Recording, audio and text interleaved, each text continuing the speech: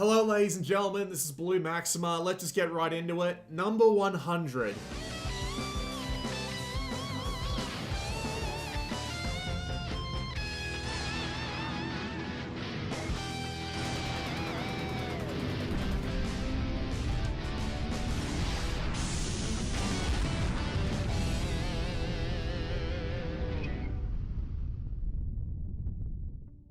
Usually I wouldn't put Daisenryaku Exceed II in this slot, and I didn't. In my original Top 100 Vita Games video, it was not there at all, despite the fact that it had been out and checked out at that point. But there's something about this game that appeals to me, and I wish I had more time to play it, mainly because there's nothing else like it on Vita. It's known for being somewhat buggy in Japan, like the entire series, not just this game, but this game apparently does have its own problems. And it is intensely complex. Like, the amount of stats and individual things that every individual unit has is ridiculous. And not to mention things like the absolutely terrible background music. That is just weird. But the massive amount of factions, the amount of units, the amount of maps, the amount of missions that you have to do, being able to carry units back and forth across those missions in order to level them up and see if you can actually maintain a decent standing army. And things like its massive scale with thousands of individual hexes, its glacial pace of being able to control every individual unit, even with like the AI auto-pathing feature they've got in there, it's still slow as shit. And the general sense of warfare that the game has, like, you know, planes flying over the top, jeeps going around the side, actually constructing full-on supply lines, capturing all sorts of buildings and building new units to be constantly supplying your front line. Even in games like Advance Wars that try to do this sort of strategy game, it doesn't really create that sense of real-world warfare that something like Daisenryaku does, no matter how unpolished or buggy or simply terrible it may be sometimes. But yeah, there is absolutely nothing else like this game pretty much in the world, not just on Vita, which is why I felt bad about leaving it off the list the first time, and which is why it gets to sit at spot number 100. I picked this one over the World War II one, Daisenryaku Perfect, and I can't remember what the fourth one was. Oh, Gendai Daisenryaku, which is the modern one where you control like a private military company, because out of the four, it's the easiest to get into, the most polished, and it's also got some neat stuff going on like the 3D world map and the just general presentation of it just goes above and beyond the rest. So there you go. Number 99.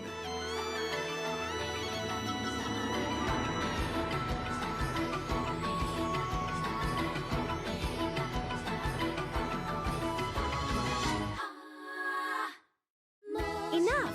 If you want to worry, do it back at the Atelier.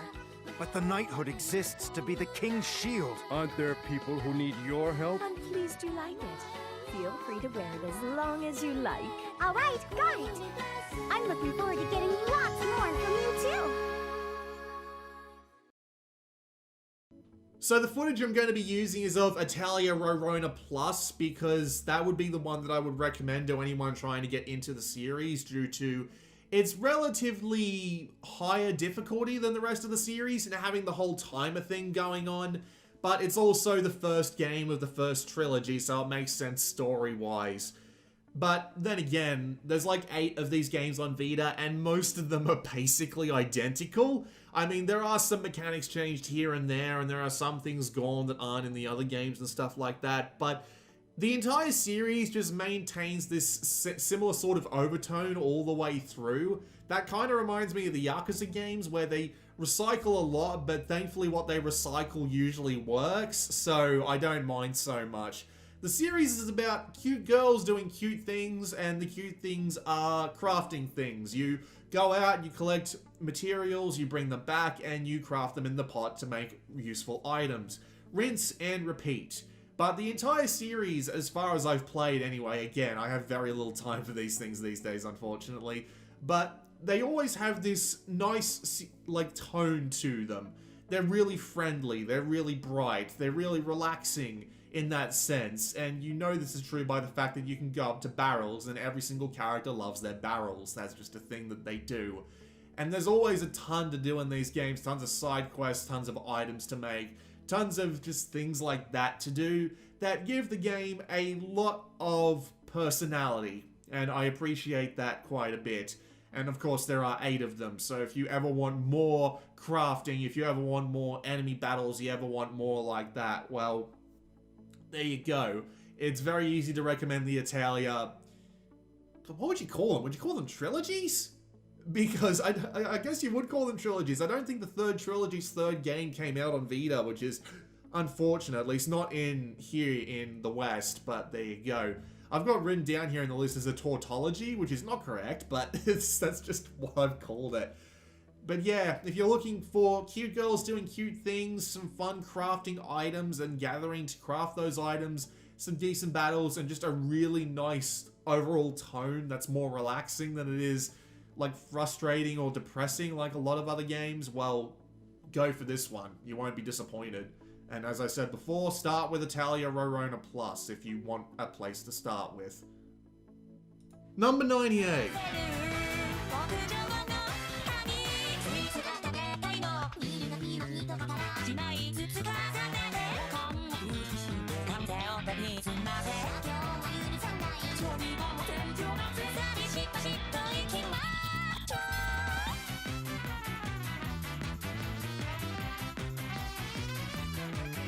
Singing games with fictional people. How bizarre is that? But while it exists, it's actually pretty good.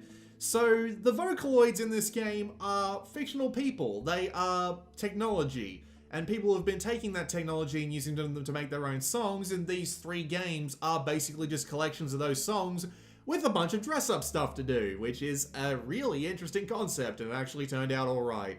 Changed my mind on the idea of the whole Vocaloid thing being a bit silly, because these are some really well-produced songs, and they have these really cool music videos going in the background with the good dancing, and it looks nice. It looks really nice. Not to mention some of the games actually have the ability to make your own, which is a really cool idea. The gameplay is pretty basic. It's just pressing the buttons in time, and I'm kind of annoyed by how they swarm in from outside the screen, but other than that, it actually works pretty well. Dress-up fans will absolutely love these games though, because they have tons of unlockable bits of costumes and stuff like that for you to put onto the characters and take them through pretty much any of the things, because they're not like pre-generated music videos, they're in real time, so they look pretty damn good in retrospect, and again, since you can dress them up as much as you like, it's actually a lot of fun that way. At least for people who enjoy that stuff. I'm not particularly into it, but it was kind of neat being able to go in and put ridiculous costumes on them. Hatsune Miku X is probably the best place to start because the gameplay is most up to date there, but F and F2 do have more songs than X, so, I mean, there you go. I also want to bring along an honorable mention in the form of Miracle Girls Festival, which is made on the same engine, but actually has like real-world anime songs with the characters from those anime instead of the Vocaloids, and I actually really liked that one because there were a couple of series in there that I was very familiar with, and it was fun to watch that as well. So if you like that gameplay and you're a fan of anime, well, you should probably have a look at picking that one up as well. Number 97.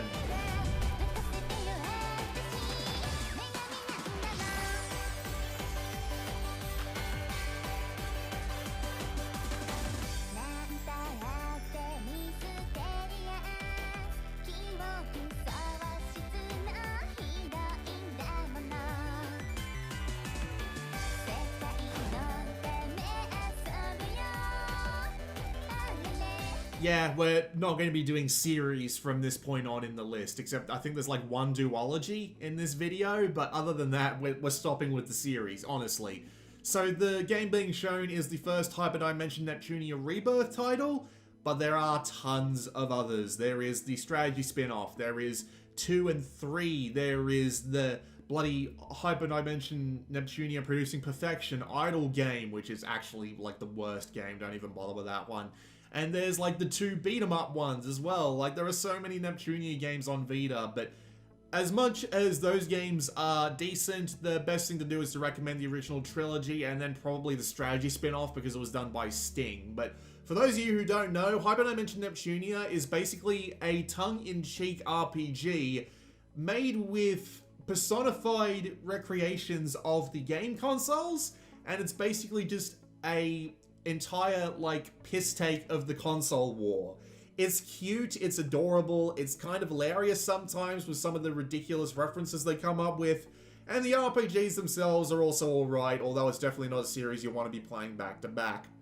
Generally, they go ridiculously cheap as well, so if you're looking for something that's just a fun parody of the industry as it is today, and some decent RPG gameplay to go with it, the Rebirth trilogy usually goes on sale for ridiculously cheap, so pick up the first one, it's fun.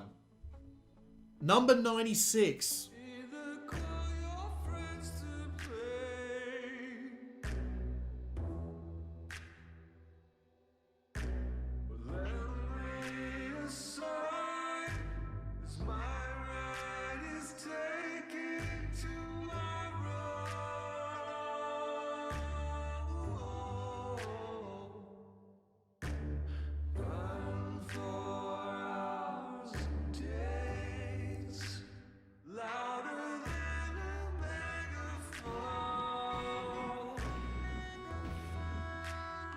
So Lone Survivor is a little bit weird in the Vita pantheon of horror games because it was more or less the first two-dimensional horror game to come out on the thing. We got a fair few afterwards. The only ones that were particularly different from this one were Yomawari, and those were also the only other ones actually worth playing, so there you go. Lone Survivor is a two-dimensional horror game inspired by the likes of Silent Hill, and I think it does its own thing, but it does it really well. The horror is convincing. It isn't the sort of, like, really in-your-face sort of thing going on. It's also got a really dreadful atmosphere that makes you really careful about what you try and do. The monsters are kind of terrifying, and you really do want to hide from them instead of just standing and fighting like the later Resident Evil games did. The story is just creepy. It's got multiple endings to make you want to go back through. And just the overall presentation of the thing is fantastic. It is a wonderful looking game, a wonderful sounding game, and it just does everything that a two-dimensional horror game needs to do right, and it did it better than pretty much every other 2D horror game that came out on the Vita did. It is easy to recommend if you want to get a little bit distraught over just a terrifying atmosphere. Number 95.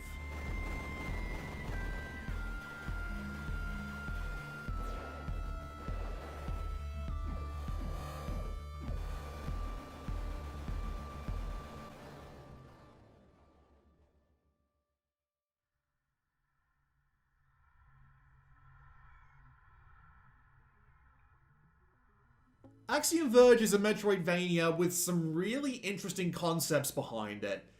The basic main thing that it's got going for it is that while its presentation and just overall gameplay are both really good, the one thing that it has really going for it is its unique tendency to glitch things out. There is this great way that it plays with you by using things. You get a ton of items, a ton of weapons, and a ton of things like that, and they're all great as well. But the one thing that makes Axiom Verge stand out is the idea that you have a ton of individual gadgets to play with that can actually glitch out the environment and glitch out enemies and glitch out yourself. Like the teleporter that you get that lets you go through walls is just a glitch in and of itself, and it plays with this theme over and over again, not to mention the story is bloody bonkers as well. So if you're looking for a really good Metroidvania with a great twist on everything in the form of the glitches, this is your first place to look. Number 94.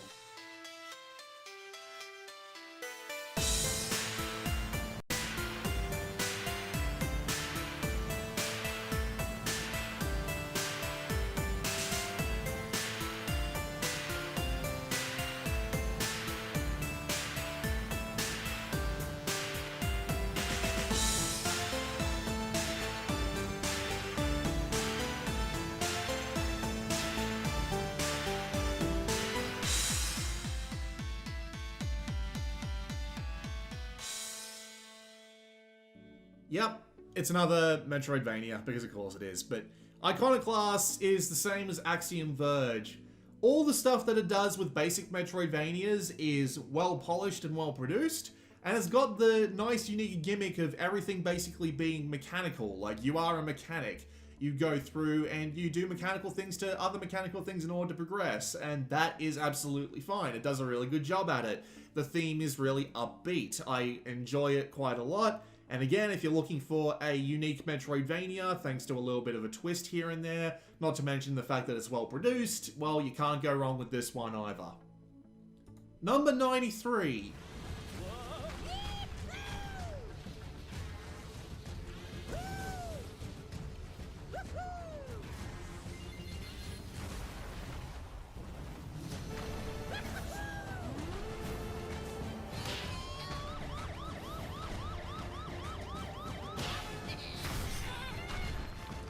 I feel the same way about Joe Danger in the same way that I do about Tony Hawk. Now, for those of you who haven't played Tony Hawk, which is like probably none of you considering, but for those of you who haven't played Tony Hawk, the fun that you would get from that game is basically a form of self-expression, where you get to travel the levels in any way you want, you get to do tricks in any sort of way that you want, and your only basic goal is to like go for high scores or to explore the world. Joe Danger, while being on more of a linear sort of track than Tony Hawk, contains the same sort of passion in spades, where you can do tricks all you want, you can explore the level all you want, and you can just express yourself through the game. You can do things how you like, and it is satisfying to do them. Especially when you get the more complicated missions that make you do a lot of things in a row, and pulling them off like that is really satisfying. Not to mention the fact that it's got things like a level editor and tons of extra content, and the theme is really well produced. It's surprising how they went from developing this to No Man's Sky, and then they went from developing No Man's Sky to No Man's Sky, but people like it again for some reason. It's a little bizarre, but I mean, there you go. The second game just has more stuff to it, but the first game is still pretty enjoyable on its own. So it doesn't matter which one you pick up as long as you pick one of them up, because they're both great. Number 92. Her destiny to meet.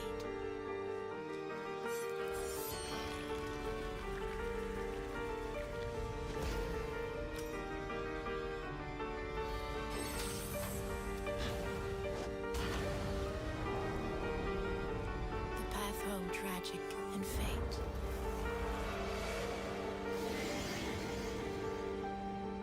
Beware the night, child of light. So Child of Light is really interesting. I could go on about how its story is well told with the fancy rhymes, except for that one character who just does not want to match the rhymes, and I hate them for it. I could go on about how it looks great, how it sounds great, how it plays really well, and how it has a lot of stuff to do, but the thing about it is that Child of Light doesn't really be well told by the fact that it's got a bunch of things that work well. It's the fact that they all work well together. The sum of its parts make it feel like more of a sort of fairy tale than it does a proper game. And I actually really enjoy it for that. It's really good for just sitting back, relaxing, and feeling like you're being thrown into a really well-produced fairy tale. And that's great. Not to mention it's made on that UbiArt engine, so you know it looks absolutely fantastic on top of all of that. It is well recommended if you just want to sit back, relax, and enjoy yourself for a bit in a sort of fantastical world. Number 91.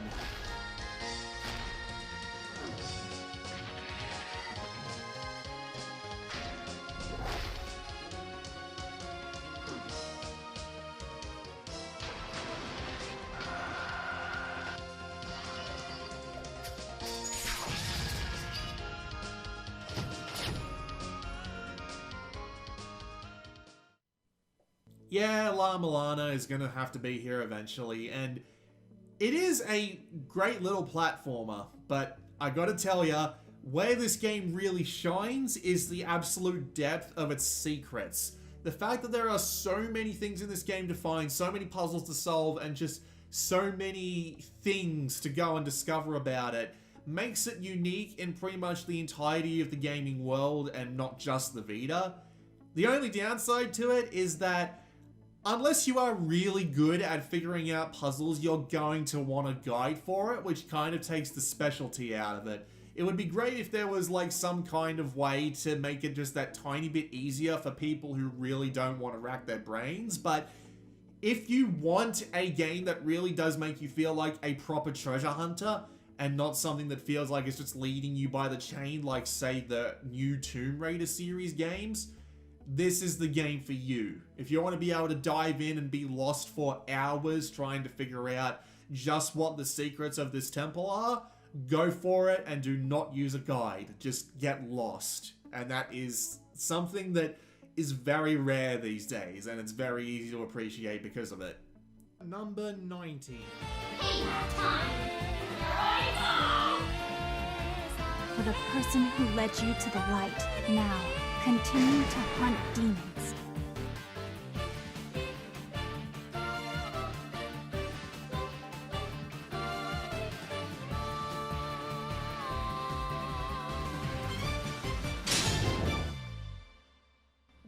So Demon Gaze isn't the most complicated or the most diverse or even the best dungeon crawler on Vita, let alone the entire gaming network, but here's the thing. As a starter dungeon crawler, it does exactly what it needs to do just right.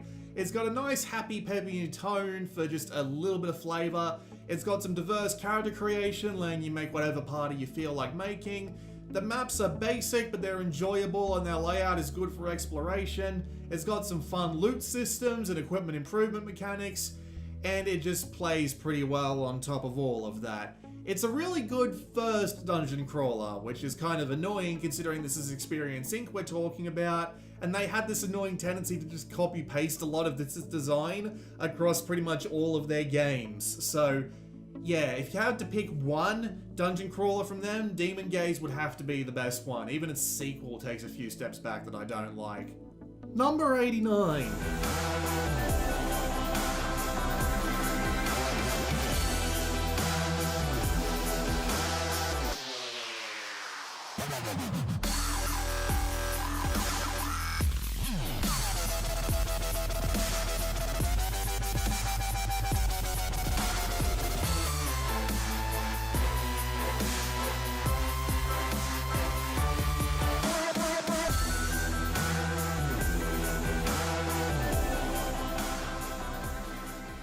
So the thing about sports games is that if I like them enough, they tend to get me interested in the actual sport, and MXGP is one of these examples. On the surface, it doesn't look like anything particularly special. It does look pretty good for a Vita game, and it does play pretty well too, but the one thing that really stands out about it, and that I really like, is its unique control scheme. You see, you use your left stick to control the bike just regularly as you normally would, but the right stick actually controls the way your weight is shifted on the bike.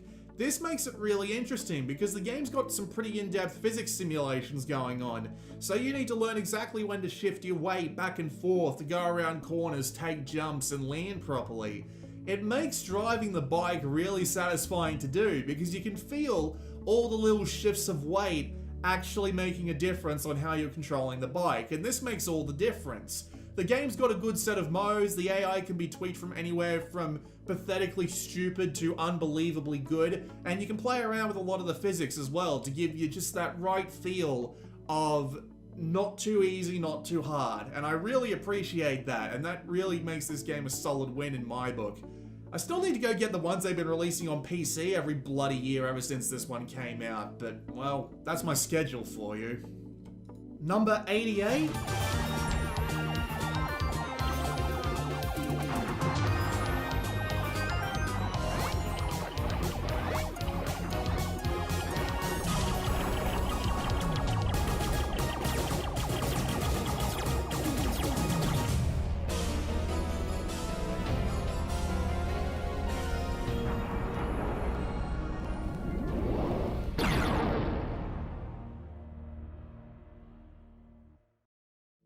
And number 87.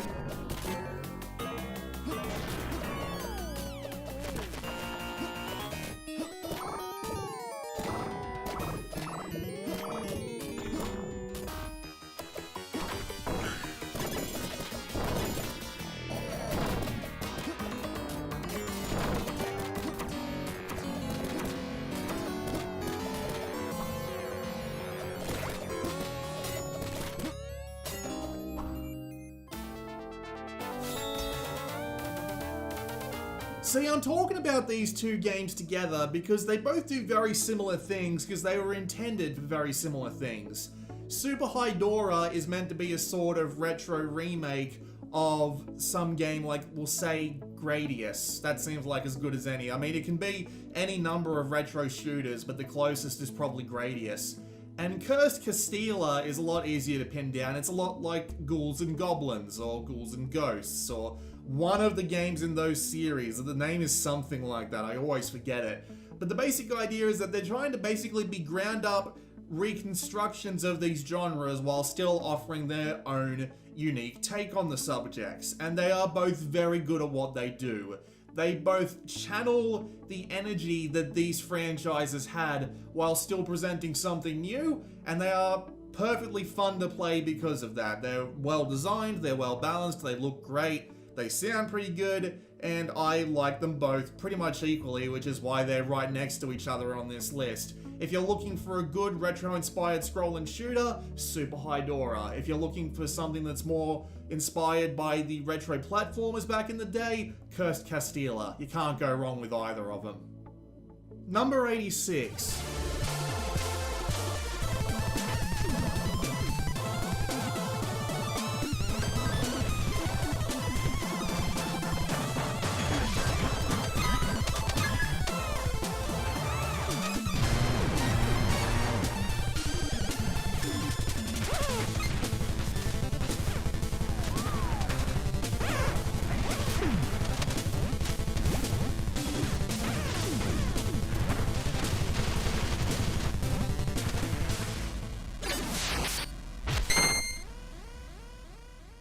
So here's the thing about Retro City Rampage DX. I can go on forever about its benefits, whether it be the fun gameplay with some old school action along the lines of Smash TV, blended with the likes of an open world from Grand Theft Auto. I could go on about its well-made presentation in both its graphics and its sound. I can go on about the fact that it's packed to the brim with content with tons of things to see and do, and the DX version actually rebalanced everything so that it's not as much of an up and down difficulty curve as it was before. But the one thing that really makes this game stand out is that it is packed to the brim with references to the games and franchises that it loves, and you can see so many of them, and you can see where the heart and soul of something that this game is coming from just by looking at it. Just by seeing the Ninja Turtles run by at the beginning of a cutscene of a mission, or just by seeing how some of the billboards or store designs throughout the world are based on some other retro reference. It is packed to the brim with them. The guy very clearly gave a damn about all the things he was referencing and all the things he was doing here, and it is really hard not to love this game as you play it for just how many of these references it packs in. So if you're looking for just a nostalgia trip, or if you just want to see one guy express his love for an era that has long since gone, Retro City Rampage DX is your best bet. Unfortunately, Shakedown Hawaii didn't turn out as good, but oh well, we still got Retro City Rampage DX out of the bargain. I'm happy with that. Number 85.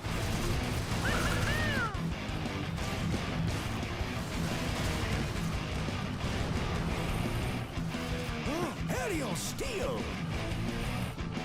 Base captured.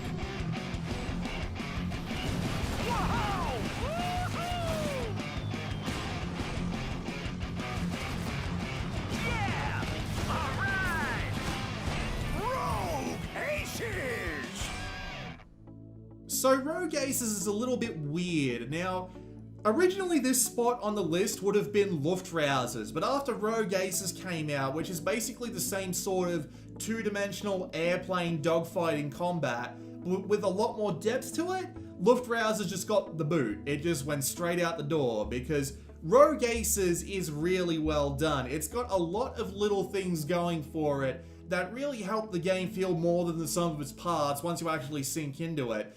All sorts of different modes, including a really weird one where you're just a gunner trying to stop tons of planes from shooting down a blimp. The ability to do things like bomb places and eject out of your craft and immediately hijack another one, and the ridiculous bosses that show up from time to time. Not to mention how it's got this ridiculous over-the-top English sense of style and humor that I actually really appreciate, it makes Rogue Aces a really nice package. Luftrausers was okay in the form of an arcadey shooter, but this game gives you a lot more to do, there's a lot more progression, and there is simply a lot more charm to it, which I appreciate all the more. If you're looking for something that resembles Luftrausers but with way more depth, you probably want to go for this one. Number 84. Hi there, Giorgio Manis? You meet Giorgio Manos, the world's first revolving limousine driver. See, there's only one way this chauffeur drives. And it's with a twist. Giorgio never stopped revolving. As a kid, Giorgio learned to move with the spin, instead of fighting it. Wow, kid. Have you ever thought of going pro? Speaking of over-the-top humor, here's Roundabout. Roundabout is one concept done really well. I always appreciate smaller games that can do one concept really well, and Roundabout is that to a T.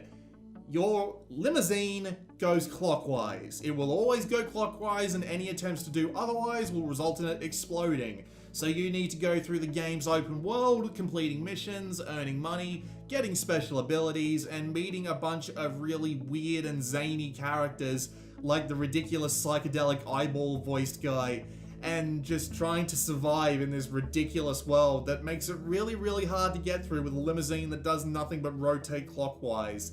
They do the concept really well, and the entire joke behind the game, at least in my personal opinion, doesn't wear out anywhere near fast enough to not recommend this as a buy if you've got a ridiculous sense of humor. Number 83.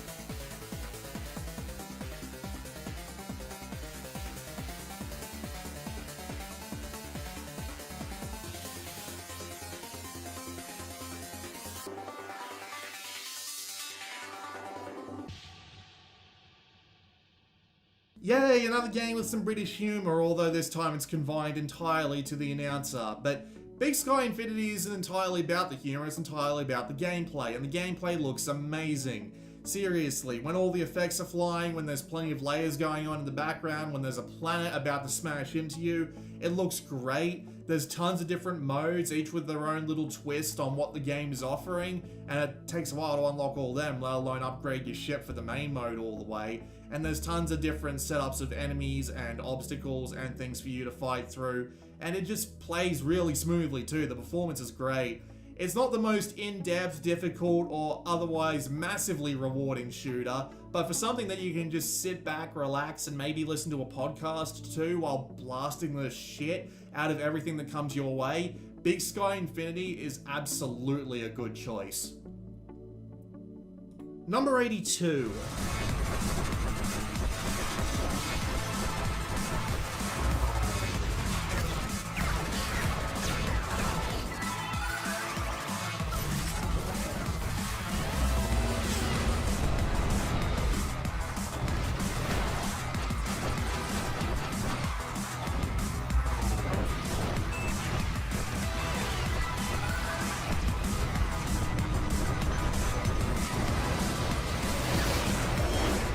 High-quality twin-stick shooter made by Europeans? Well, who would have thought it was Big Sky Infinity? No, it's actually Super Stardust Delta this time. And, well, there's really not much else to say other than that. Super Stardust Delta is just really high quality. It came out right as the Vita did, and it really showed off some of its power. The swapping between the two different cannons actually gives it a fair bit of variety. And some of the effects, like the big black hole, look amazing. Not to mention some of the extra modes that they added as DLC actually give the game a little bit extra depth that I really appreciate. It didn't last very long when it first came out, but that DLC really does help it a bit. It's definitely not the best twin-stick shooter on the Vita, and trust me, that one is coming later on in the list. But if you're looking for a good twin-stick shooter with some arcadey relevance, a lot of good gameplay, a bit of variety, a lot of difficulty, you can't go wrong with Super Stardust Delta either. Number 81.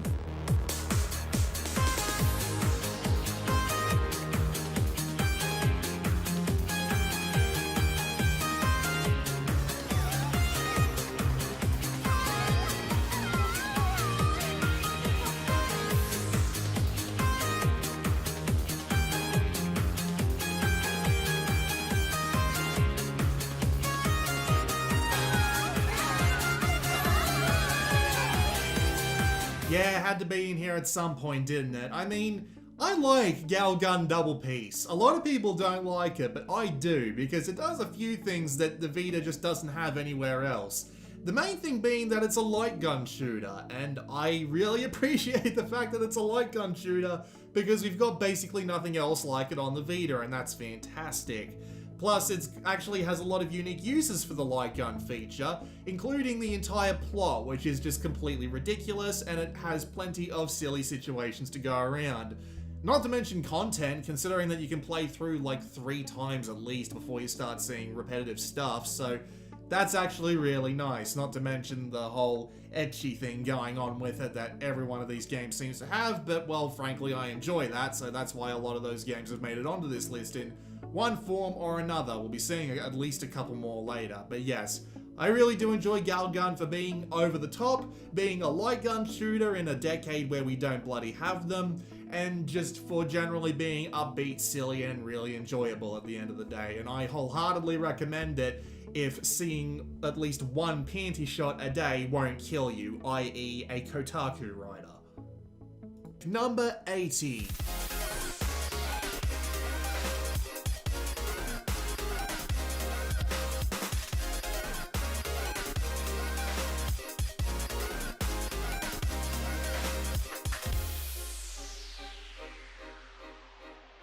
OlliOlli 2 is basically the same kind of appeal that Tony Hawk has, and I've already made this comparison once in the series, where it's basically a platform for self-expression. You really enjoy taking the most minute control over the series of tricks that you do. However, OlliOlli 2 really expands on this idea by making the levels long, the list of goals ridiculous, and just a general sense of style about the whole thing, which is really appealing. Not to mention that it's really bloody hard, so you're going to have to be trying over and over and over and over again in order to actually get anywhere. The grind is... no pun intended. The grind is really fun though, and even though I never really got much further than halfway into this, I would still happily recommend it to anyone who's looking for a good challenge and misses the days when Tony Hawk was good. Number 79.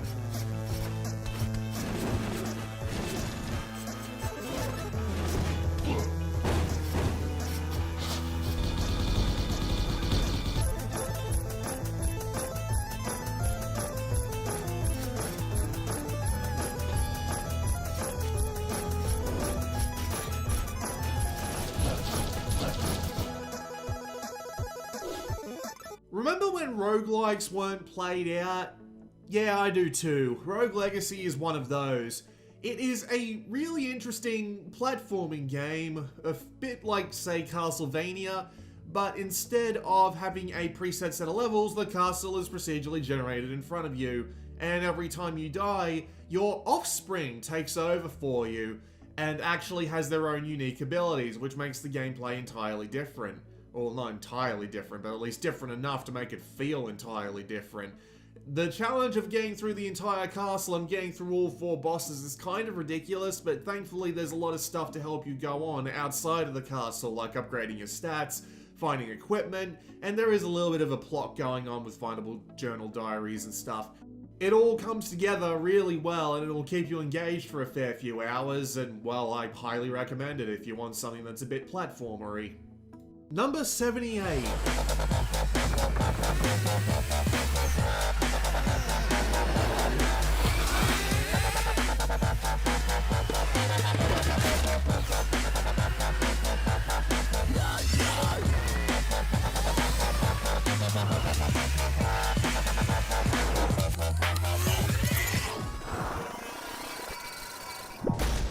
We never got a proper Motorstorm game on the Vita, but Motorstorm RC is still pretty good. Tiny cute little cars racing around tiny cute little courses, but here's the thing.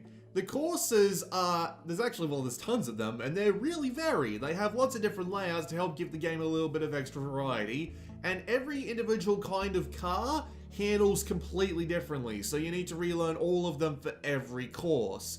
This gives the game a lot of legs, especially since you can buy it and the 2 expansions for basically nothing these days, and it'll give you a fair few hours of solid racing. So if you're looking for something that's just a quick pick up and play for 5 minutes sort of racer, you'll get a couple of races in that sort of time frame with Motorstorm RC, and it's great for that. Does anyone remember how this game was given away for free as a promotion with Toyota's Scion car?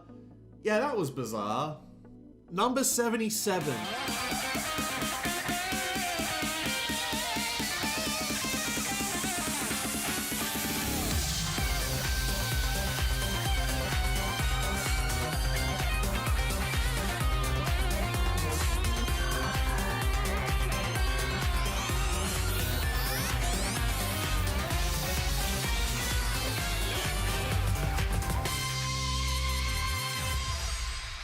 I put Cyber Sleuth and Cyber Sleuth Hacker's Memory in the same slot because they're practically the same game, except Hacker's Memory just takes place on a different angle with more stuff to do.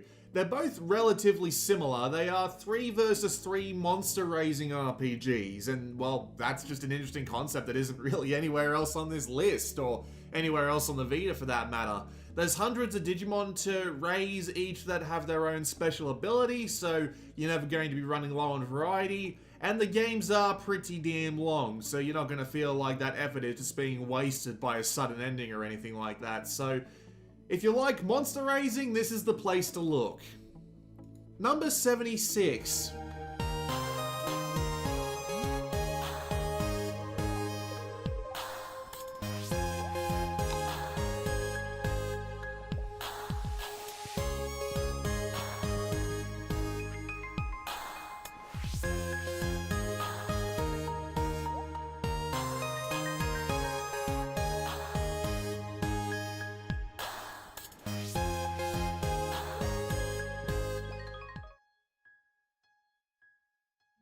There's a lot to do in Stardew Valley. You've got a farm to maintain, obviously. You've got people to marry, you've got animals to raise, you've got a dungeon to raid, you've got all sorts of encyclopedias and stuff to fill out, like tons of unique items, tons of unique things to make for your farm, but the thing about it overall is that it's a very relaxing game. It's a very zen game.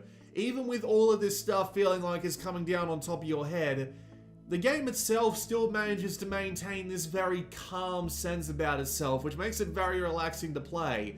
And considering that you can get hundreds and hundreds of hours out of a game like this, well, it's really good that it can be calming like that for that bloody long, I tell you that much. The only real downside to the Vita version is that I don't know if they've actually fixed the bugs on it yet, like there's a couple of crashing and performance bugs here and there, but the main issue is that it's not going to be updated to bring it up to date with the console platforms anymore, or the mainline PC version for that matter. But still, if you're looking for an easily portable farming sim that's just nice and relaxing, you can't go wrong with Stardew Valley. Number 75.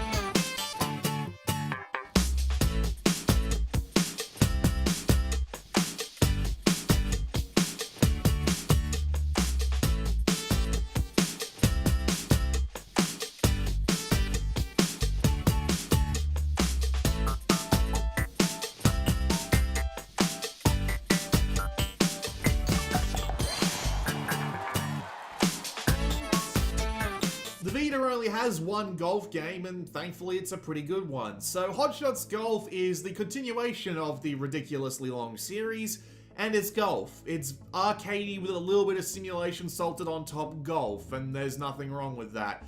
There's plenty of courses, with a few more available as DLC. There's a lot of unlockable things that you can get by playing really well, and there's a lot of single player content. The only downside being that it is more than happy to kick your ass as soon as you get into like the 3rd or 4th tier, but still, you have plenty to do, you have plenty to improve on, and yeah, there's no multiplayer anymore. They shut that down years ago, but there's still a lot of single player fun to be had if you're willing to give it a shot. Number 74.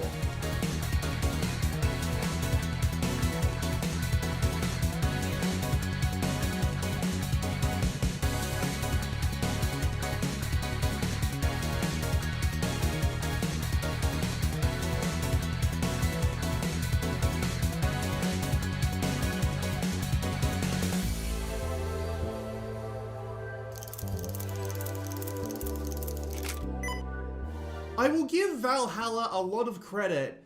It, on the surface, looks like a pretty standard visual novel, and well, to be fair, it kind of is, but it has one really unique concept, the fact that you're a bartender.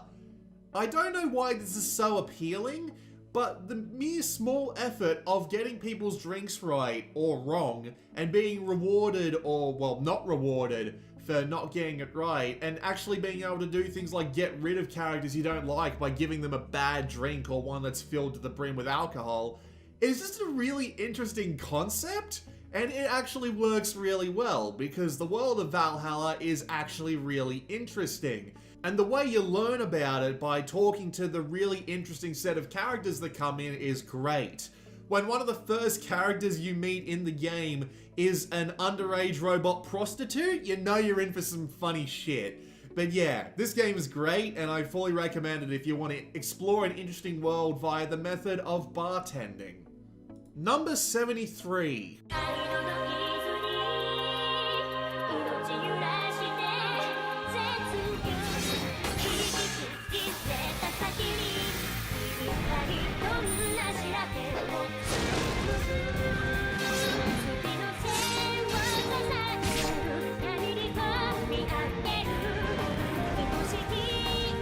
Yeah, I had to get Trillion on in here in some point. So, Trillion is another interesting concept where it is a visual novel, but you explore it via the interesting method of having a bunch of goddesses that are throwing their lives away to protect you from the oncoming boss that is Trillion, who literally has a trillion HP.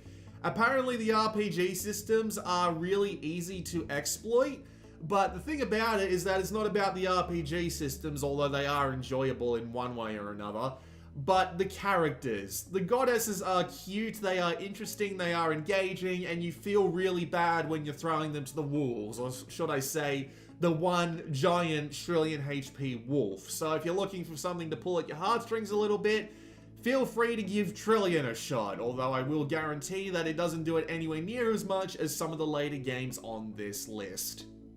Number 72.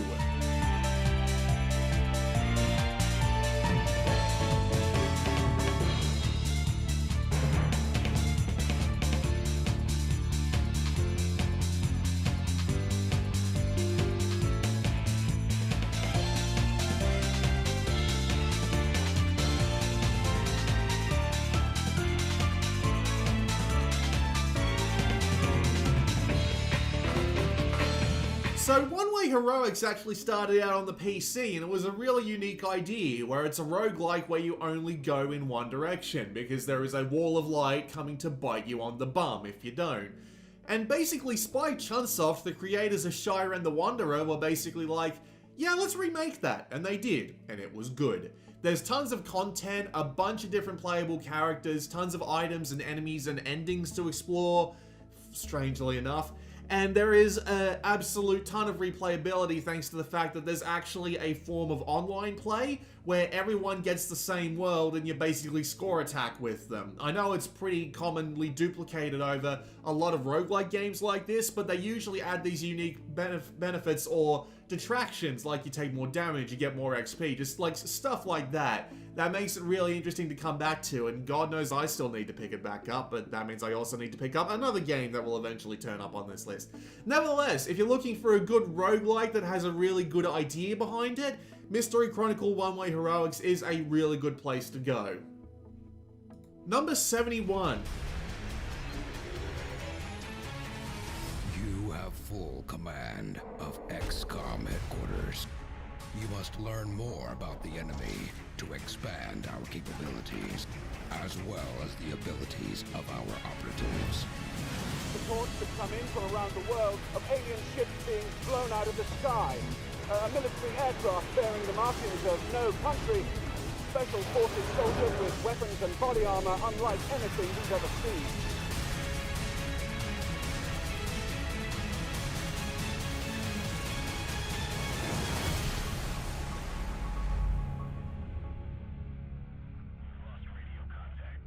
XCOM has already proved itself in the court of public opinion by being a really good remake of a classic series, and they did really well with having some really interesting base building, some interesting combat, a lot of choices to make to build up your troops, and the fact that you can and probably will lose. This is not a game that you are designed to win. You can and will get your shit kicked in.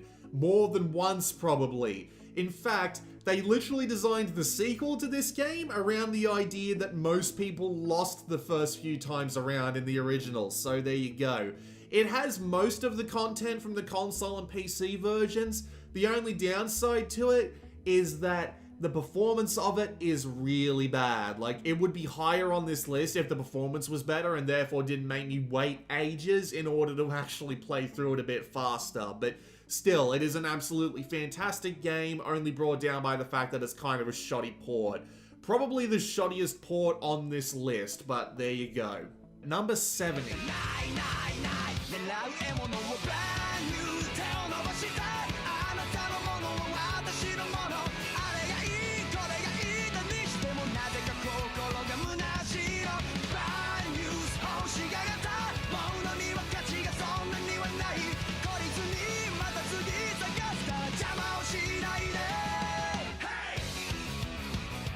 Yay, our first proper import that isn't Daisenryaku.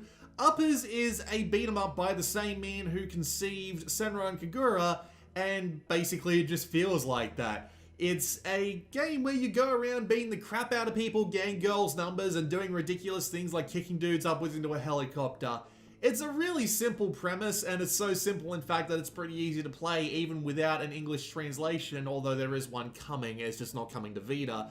It's got a fair few levels, it's got plenty of charm, and I would really like to see what the story's about, but they've been delaying that English release for God knows how long at this point, and I'm not entirely sure it'll ever come out, so still. If you've got a Vita and you're looking for a fun beat-em-up from the same guy who brought you Katsuragi, well, here's the place to go. Number 69. He's not a general anymore. Tell that to his goddamn army. So much gold, the revolution will live. What have you done the last 10 years except work piss-ass jobs for schlubs like me?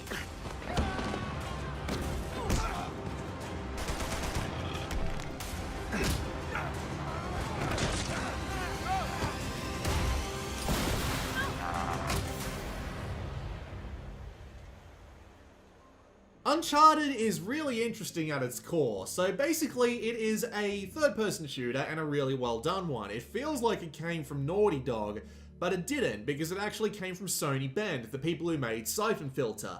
They did a really good job with it too. They got a lot of the original voice talent back, all of the environments definitely feel like something Naughty Dog would put together, and it actually does a better job of being an Uncharted game than the first Uncharted game is, so that's a thing. The campaign is pretty lengthy. Unfortunately, there's no multiplayer. The one thing they have to replace that is this weird collectible system that feeds into another game that really isn't worth the time, but well, that's a thing. What really makes this game interesting though is that it is basically a sort of signal as to what Sony wanted the Vita to be.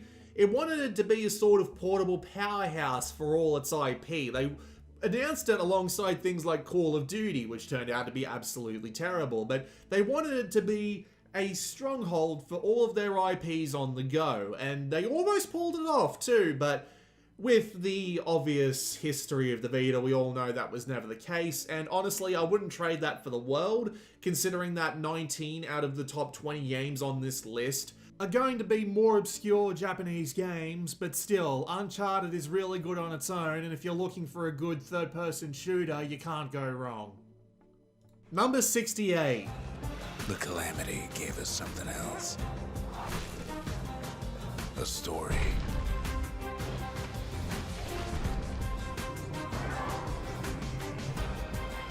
That may not sound like much. Well, wait till you hear it.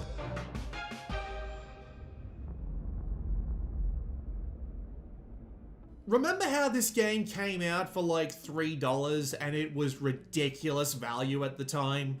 Well, to be fair, it's still worth it at full price, because this is Bastion.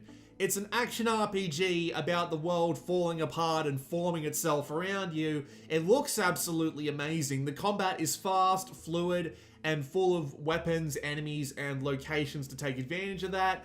But the one thing that really sticks out about this game, which puts us above a lot of other RPGs, is the narrator. The narrator is very good at just doing terrible things to your hearing because you want to listen to him so much. He has a very, very good voice for this sort of thing. He comments on practically everything you do, and he feels like a buddy going along with you for the ride.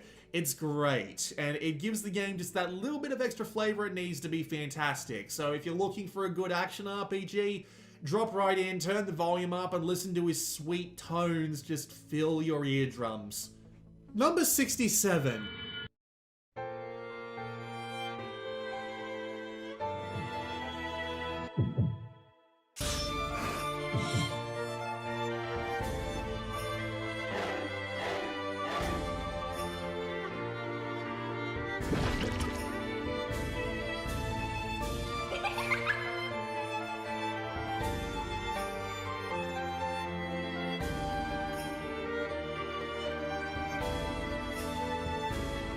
The Yomawari Duology is pretty easy to describe. They're horror adventure games. You have a small but in-depth world to explore in either game, and there are plenty of terrible, terrible creatures to avoid because this game's presentation is off the bloody chain. The monsters look great, the environments look great, the sound design is fantastic. They even went to the effort of just basically keeping themselves from putting any music in during the town exploring sections to really make it feel a bit daft. The games aren't too long because the gameplay on both of them is actually pretty simple. You mostly just walk around, interact with objects, and solve simple puzzles, but thankfully, as I said, they aren't too long, so they don't outstay their welcome, and they are also horribly, horribly depressing, especially the first game. So if you're looking for something that's a bit scary, a bit depressing, and just overall really well put together for a horror game, you want to check out the Yomawari Duology. Number 66. Follow me, everyone! Are you ready? This is Final Boss Power! Brace yourself! I can do anything in my dreams. Here I go! It's my turn. Let's settle this nightmare. I will re-educate you. Here I come! Let's go, everyone. We're going to turn the worlds into Hades. Disgaea 3 and 4 have two main things going for them. They're both strategy RPGs, and they're both pretty well put together. But here's the two main advantages of them. One is that they're absolutely ridiculous. Their characters are over the top, their plots are ridiculous, and the fact that they pull out random things like sardines and penguins that can talk in weird ways, it's weird, it's enjoyable, it's really fun that way. And the second thing that they've got going for them is number crunching. The amount of ways you have to level up your characters, their weapons, their abilities, their levels, their everything in this game is ridiculous. Like, on the surface level, one of the major features that you have for leveling up your weapons is not only making dungeons out of them to go in and extract people from, but you can also take innocent people and apply them to your weapon, and that makes them stronger. And that is just the baseline of what you can do. The in-game systems are incredibly deep and ridiculous, and if you want to spend hundreds of hours just grinding away numbers, these games are some of your best bets. Number 65.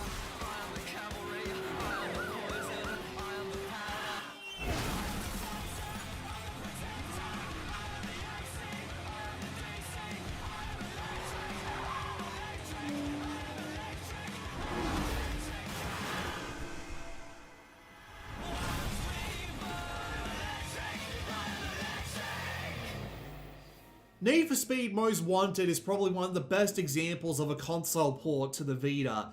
It looks and sounds fantastic. I'm still amazed that they managed to get such a big and fancy game onto a small platform like this one. The game handles really well too. It's a fun driving game with tons of events to do, lots of cars to find, plenty of exploration secrets to do, and there was a really functional online mode, which knowing my luck, by the time this video goes up, it'll be gone. But hopping online with 4 people, exploring the place, running into them and making them crash, and just doing a bunch of events off a gigantic list was all in good fun back in the day, and well, it's going to be sad when the servers on this one eventually go down. But still, if you're looking for a really good open world racing game, this port does the job nicely. Number 64. Build, build, build! The fate of the world is in your hands. Rebuild the ruined realm. Protect villagers from vile monsters. Carve an emoji into a mountainside.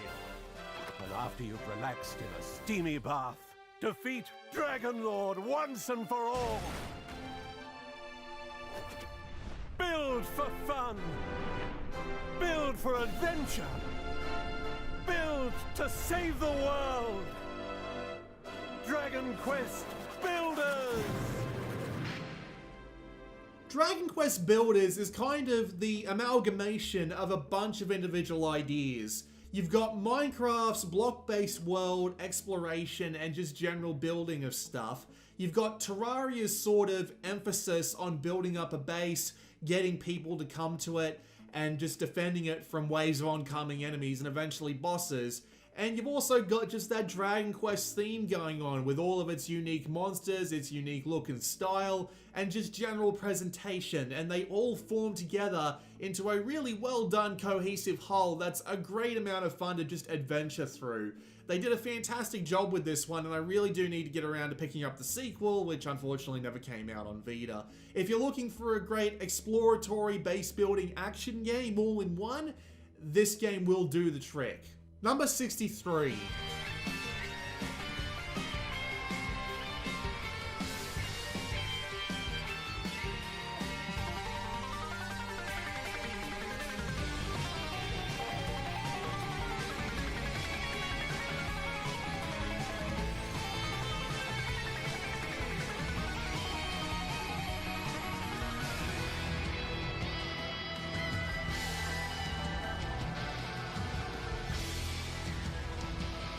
Super Meat Boy is incredibly well put together. It has some really good looking presentation, especially when you get to the things like the boss fights. The level design is great and the difficulty curve is smooth as silk. You will never notice how hard it gets until you are ready to bang your head against a wall. Meat Boy himself is one of the smoothest controlling characters imaginable though, and there is never a time when you are playing this game that you aren't at fault. The game's physics are 100% consistent, the controls are 100% consistent, and it makes for an incredibly fair and incredibly tough challenge, which I really appreciate in a day and age where artificial difficulty can be added to games just by making the controls a little bit worse. There's plenty of additional challenge to go for in the form of unlockable characters and band-aids to find in each level, not to mention the grade A+ for doing them as fast as humanly possible. So yeah, there is never a time I won't recommend Super Meat Boy, just try not to throw your Vita at the wall. Number 62.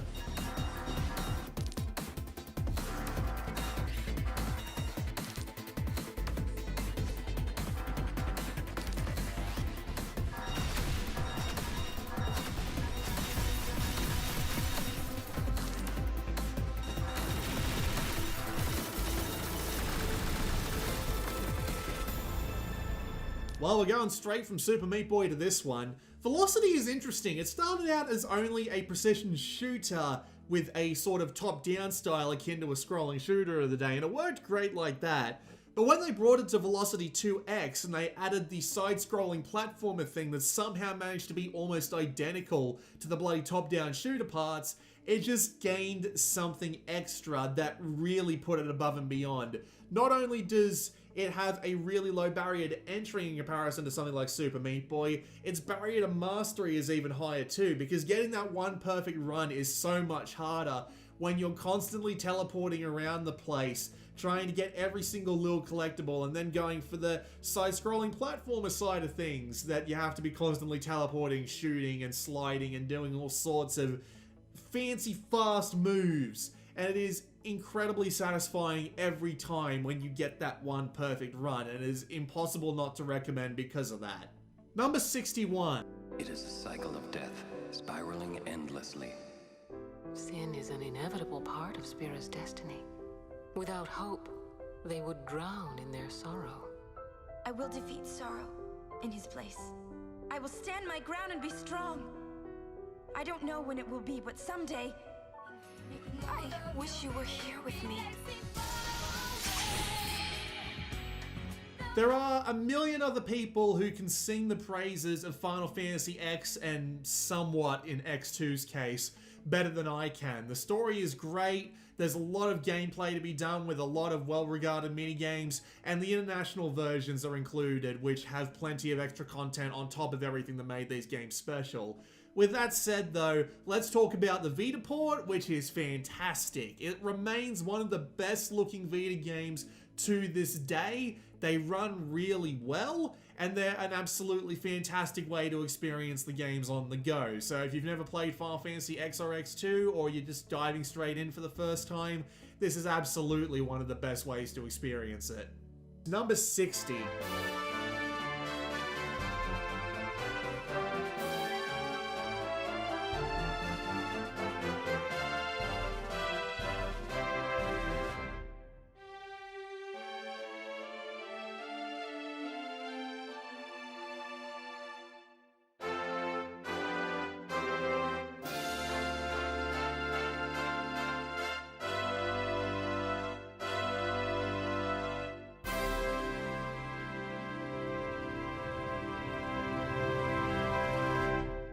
Itadaki Street, also known as Fortune Street over here, although this particular version didn't actually come out, also has a really long name that I'm guaranteed to screw up, but it's basically a board game with a combination of Dragon Quest and Final Fantasy characters.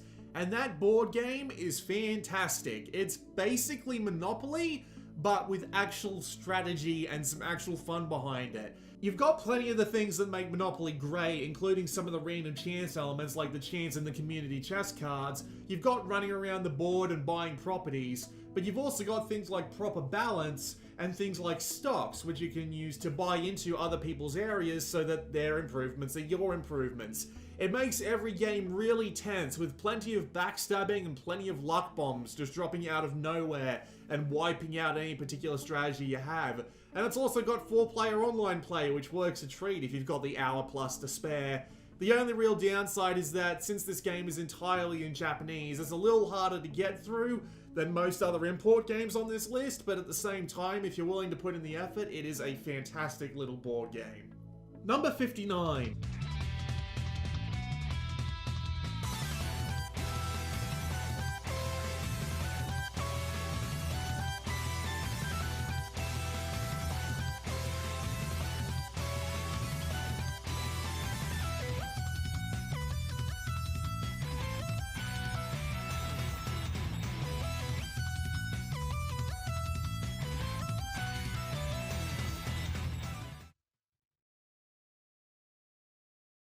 Now hold your horses. I know that you think this is going to be in here because it's ridiculously sexy, but it's actually a really good game on top of that. Monster Monpiece has this really interesting card combined with strategy game thing going on, where there are 3 lanes and you have your cards that you can send down each of these lanes. They've all got unique abilities and you basically just have to push back the opponent. It works really well in both the single player campaign, which has plenty of battles and plenty of grinding to do, and the multiplayer, which while not particularly balanced for someone who hasn't finished the campaign yet, is still great against someone who you're an even match against.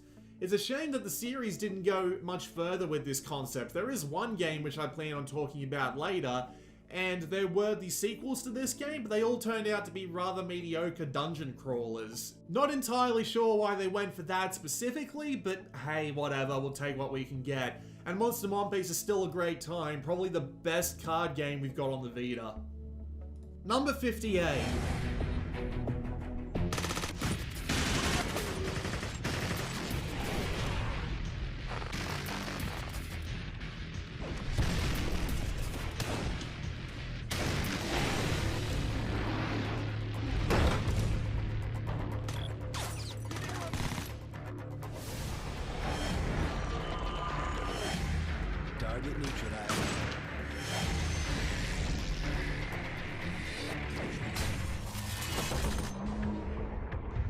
Well, it's the final game by Zipper Interactive, so it has to be on here at some point. So Unit 13 is about score attacking and precision more than it is about being a modern military shooter.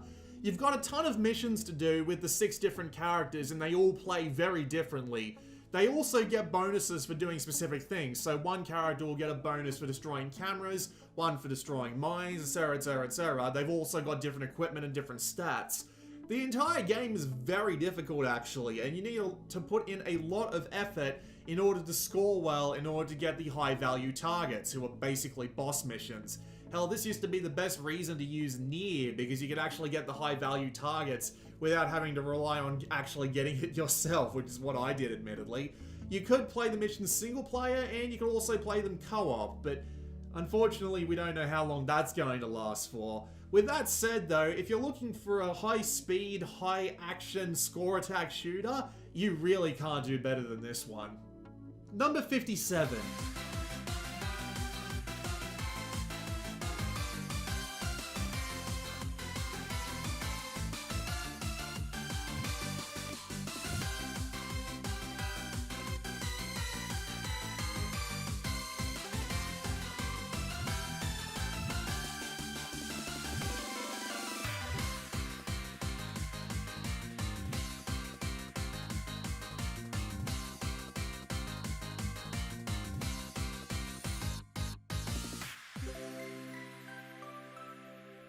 Rabi-Ribi combines 2 relatively uncommon bedfellows, Metroidvania and Bullet Hell, and it gets ridiculously difficult later on, despite the fact that it looks so adorable. It is the cutest thing there is on the Vita, except for all the other cutest things there are on the Vita.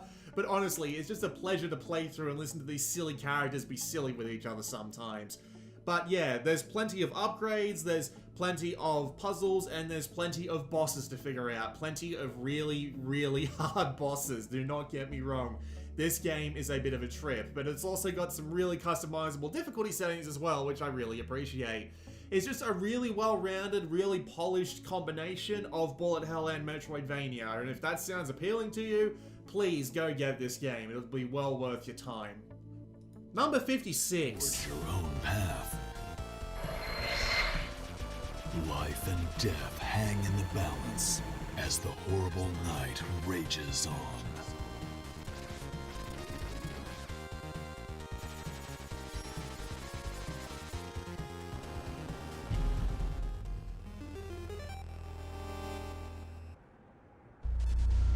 Bloodstained, Curse of the Moon. So the people behind Bloodstained ended up taking a swing at the whole Shovel Knight and Cursed Castilla EX idea of resurrecting the retro platformer, and well, it turned out better than at least one of those. Bloodstained Curse of the Moon has individual characters, it has a fair few levels, and the graphic style is just spot on to the old 8-bit platforms. Not to mention the difficulty is actually relatively fair in comparison to, say, Castlevania, which is more than happy to knock you flat on your ass off a pit as soon as you touch an enemy. It's a really enjoyable throwback to what these games used to do, and as I said, there's only one other game that really beats it out on this list. If you consider that a spoiler, I'm sorry, but it remains to be said that it's still one of the best retro throwback games on Vita, and well worth picking up if you're up for a bit of hardcore platformer action. It's a shame that we never got Ritual of the Night at the end of the day, but hey, this is a good consolation prize. Number 55.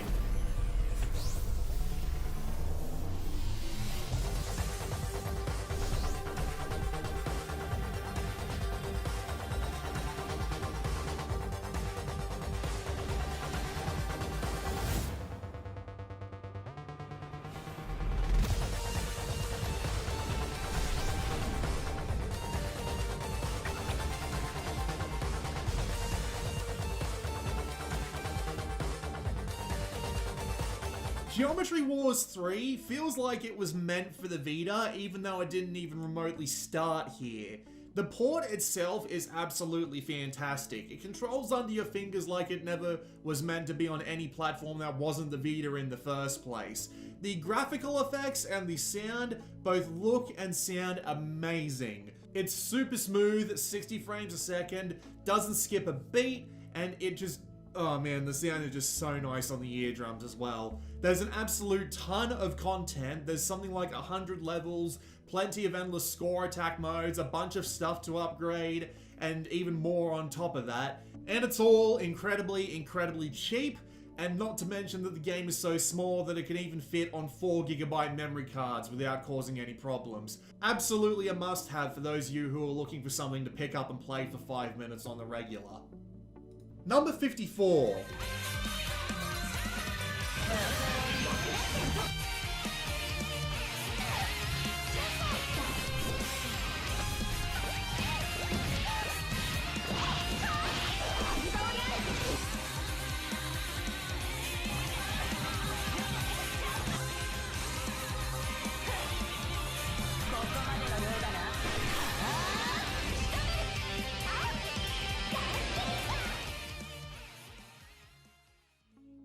Yeah, it's Dynasty Warriors with big boob ninjas, but that is not a bad thing in the slightest. Senran Kagura is basically just a button masher, but it's really well produced. It looks really good, it runs really well on the Vita, and it has some fun, light, bubbly story segments, plenty of individual missions to do, and all of the characters are just really enjoyable in their own right, even if some of them are kind of stereotypical. Although my favorite character definitely has to be the one who lives for nothing but other girls' chests. Who doesn't live for other girls' chests? But nevertheless, this game is a lot of fun, and all of its sequels just kind of lose the plot in some way. Estival Versus just doesn't run as well. Then you've got Senran Kagura Bon Appetit, which is basically just a rhythm game, but I didn't really enjoy that one. Still, this game is probably my favorite out of all the Senran Kagura games I've played, and if you're looking for a good introduction to the series and some big booby ninjas, well, there's nothing wrong with this one. Number 53.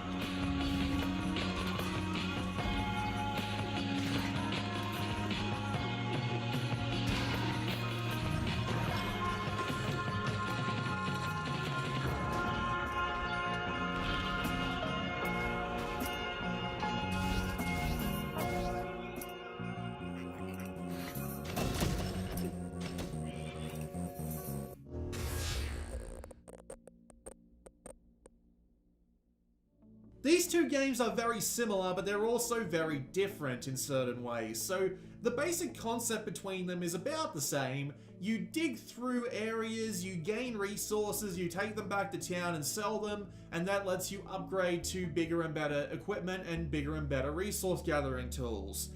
Steamworld Dig 1 is a more procedural affair. You dig straight down into the ground, you get resources, you find upgrades and stuff like that. Steamworld Dig 2 is a lot more structured. It's planned out from the beginning and has a little bit more linearity to it, but at the same time they're both still really enjoyable examples of Metroidvanias with a unique concept, i.e. the digging. So if you're looking for something that does something along those lines, or you just want to dig down into the ground for a few hours, well, here you go. You can't do much worse than this. Number 52. 学園都市に異変とある魔術のバーチャロン参戦するのはいつもの顔ぶれ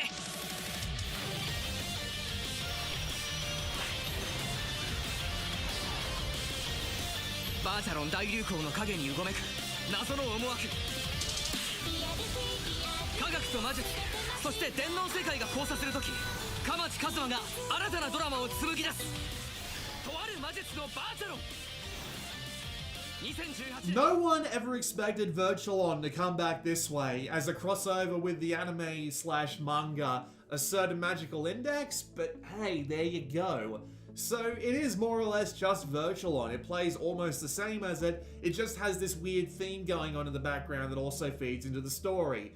But the combat itself is untouched. It's relatively slowly paced in comparison to, say, Gundam Extreme Versus, but it's still got plenty of tactical depth and strategy going on, especially with all the different robots playing very, very differently. There's not too much in the way of bonus content, but when the combat is this deep, it's going to take you a couple of years to beat even the most basic of Japanese players. Not to mention the story's entirely in Japanese, so if you don't know that language, you're not going to be able to work your way around this very well, but it's one of the most tactically in-depth fighting games available on the Vita, and if that's what you're looking for, you should stop right here. And finally today, number 51.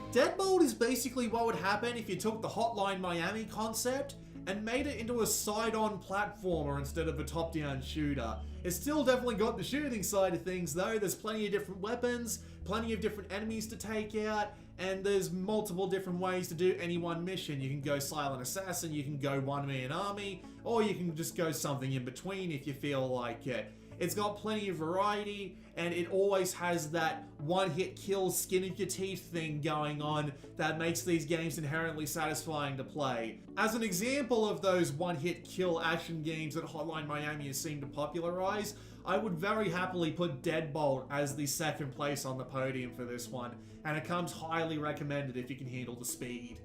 Number 50.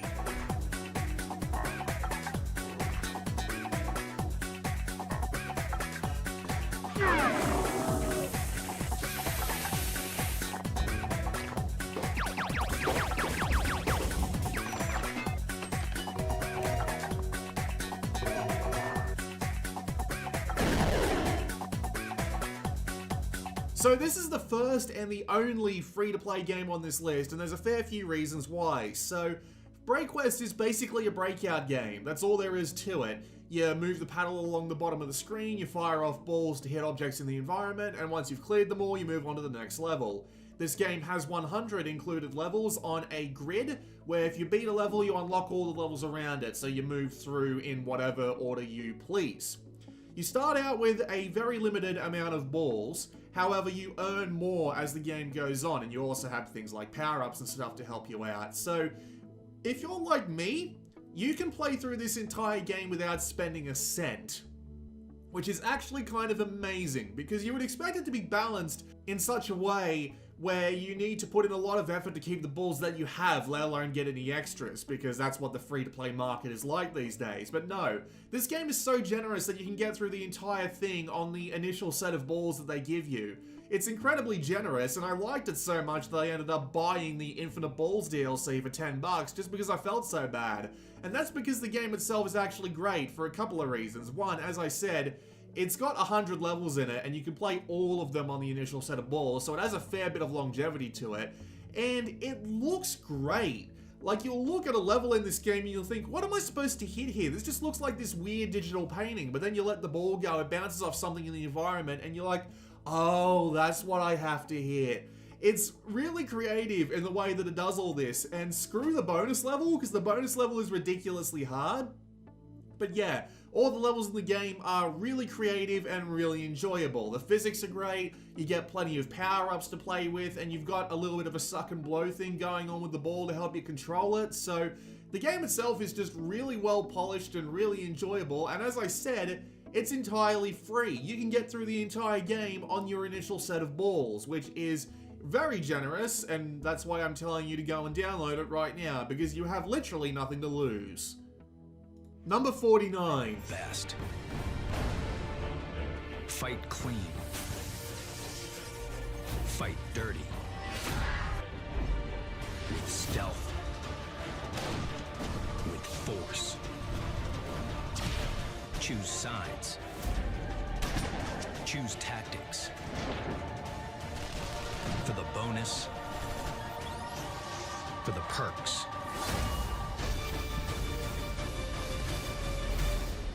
For the money. Well, this one's going to be a little controversial for being this low, but oh well, this is just what I think of it. But Killzone Mercenary is still a really good game. I actually really like it as a first-person shooter. It's really heavy, but that just makes it really satisfying to do something along the lines of killing 2 or 3 dudes within a really short amount of time. There's a not lengthy but enjoyable single player campaign with a bunch of bonus missions that encourage certain playstyles, and they're so bloody hard I've never managed to finish even one of them. And they've even got a multiplayer mode with both people online and bots. You can buy bots for like $2.99 or something. But the multiplayer is where this game really stands out. The multiplayer suite is a bit bare on the ground. It's only got like team deathmatch, free-for-all, but the third mode is where it really stands out, where they have you doing a bunch of different objectives in order to get a score limit. And I actually really enjoy this mode because I feel it has a lot of variety and a lot of stuff going for it. It's helped out by the fact that your progress in single player and multiplayer towards things like unlocking guns and customizations for your character are unified, so you can make progress on either one. It's just a really well put together package, and it's also one of the best looking games on Vita by far. Some of the vistas in this game look absolutely gorgeous, so if you're looking for the best FPS on Vita, this is basically the only place to go. Pretty much every other first-person shooter that was on the Vita natively turned out to be house. Number 48. Finish him.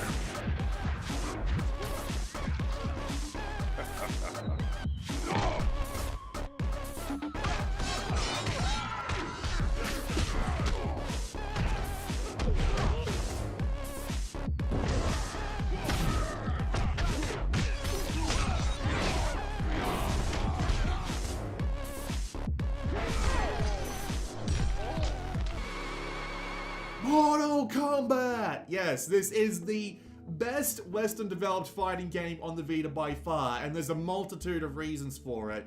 First thing is that the performance on it is great. It runs at a smooth and solid 60 frames a second. They had to cut back the graphics a little bit, but frankly, if you just don't pay attention to it, you'll eventually stop noticing it. There's an absolute ton of single player content, a full-on story, there's a bunch of unique arcade ladders, and there's 2 challenge towers which have a bunch of unique ways to play the game, and one of those challenge towers is Vita exclusive, and there's a bunch of different cute ways they let you play around with that, including the Mortal Kombat version of Fruit Ninja, which I find to be impressive. There's a ton of characters on the roster, and while some of them may feel a little bit similar, at the same time it's still a really diverse roster. There's a ton of different ways to play, and the gameplay just feels like a bang-on, up-to-date, modern revitalization of the original Mortal Kombat gameplay. It just works fantastically. Some people say Mortal Kombat 10 and 11 are better, but as someone who bought Mortal Kombat 10 on launch with high hopes for it,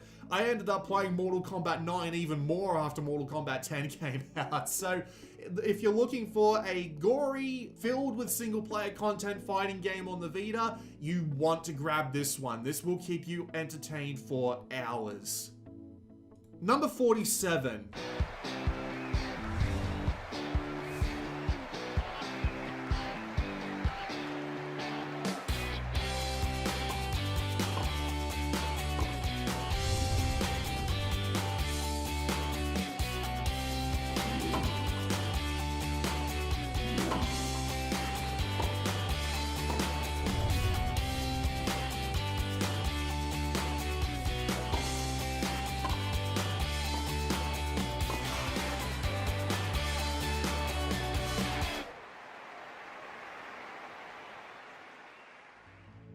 So Virtua Tennis 4 is a fantastic tennis game. It's probably the best tennis game I've ever played. It's an arcadey style game, but the physics are on point.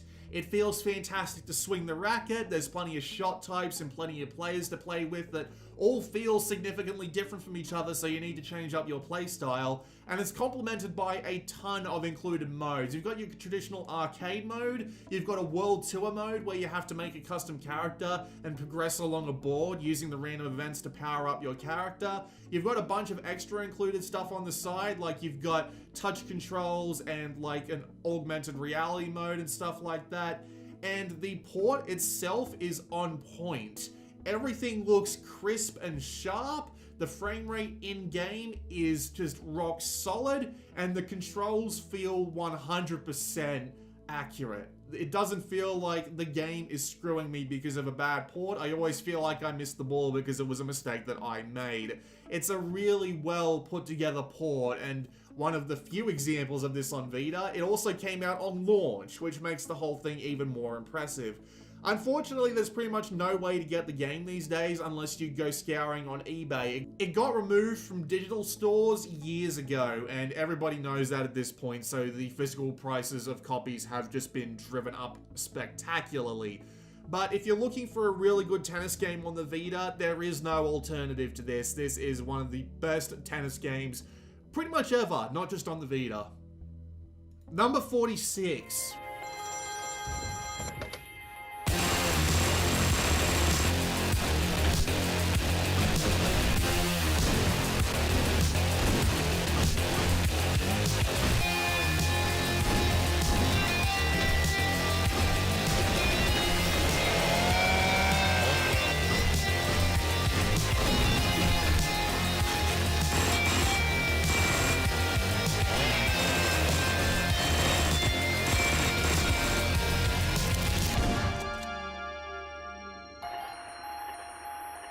Hotline Miami just oozes style, it oozes charm, and it oozes lots and lots of blood. It is a hyper-violent top-down shooter where you and most of the enemies die in one hit, so it is really high risk and really high reward. You can spend an hour going through using the multitude of weapons in clever and creative ways to beat the absolute bejesus out of everyone, and listening to the absolutely fantastically chosen soundtrack combined with the psychedelic graphics and over-the-top drug trip of a story. It all combines into this one cohesive whole that even if you're playing the game for an hour and a half trying to get through one damn level, it still feels satisfying to come out at the end. Not to mention there's a bunch of variety in the way you approach each level thanks to the included masks, which can change a lot about the way the game plays, even if it only changes one part of the gameplay. There are a ton of levels to play, and you can replay them for high scores, and Hotline Miami 2 is just more of the same. The ports of both of them work really well, their performance is on point, and the controls, while not as smooth and responsive as the PC version that this game originally started from, it still works really well, and I am fine with recommending both of these as an alternative to the PC version if you need it. Hotline Miami has gone on to be really influential in the indie game scene for high speed, high stakes, high reward action, and it is really easy to see why, which is why it comes as an instant recommend to anyone who is even remotely a fan of shooters. Number 45.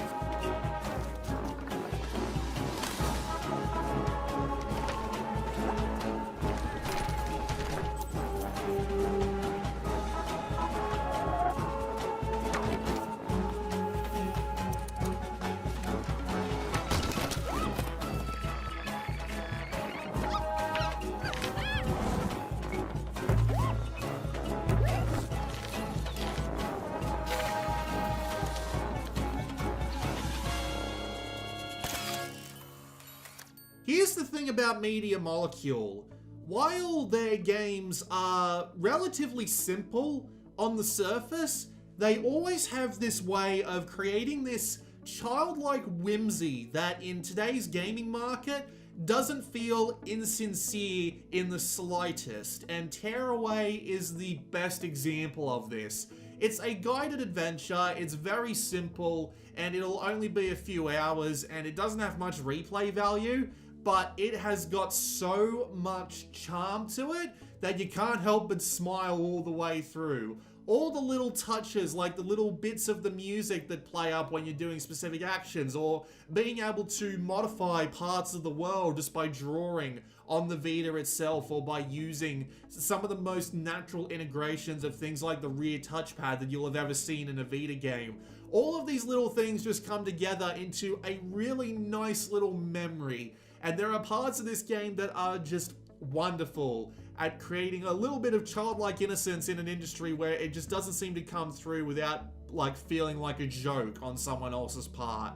It is an absolutely wonderful little experience, and considering how cheap it is usually these days, for a few hours of simple platforming fun with a bunch of cute stuff thrown in, I can't help but recommend it. Number 44.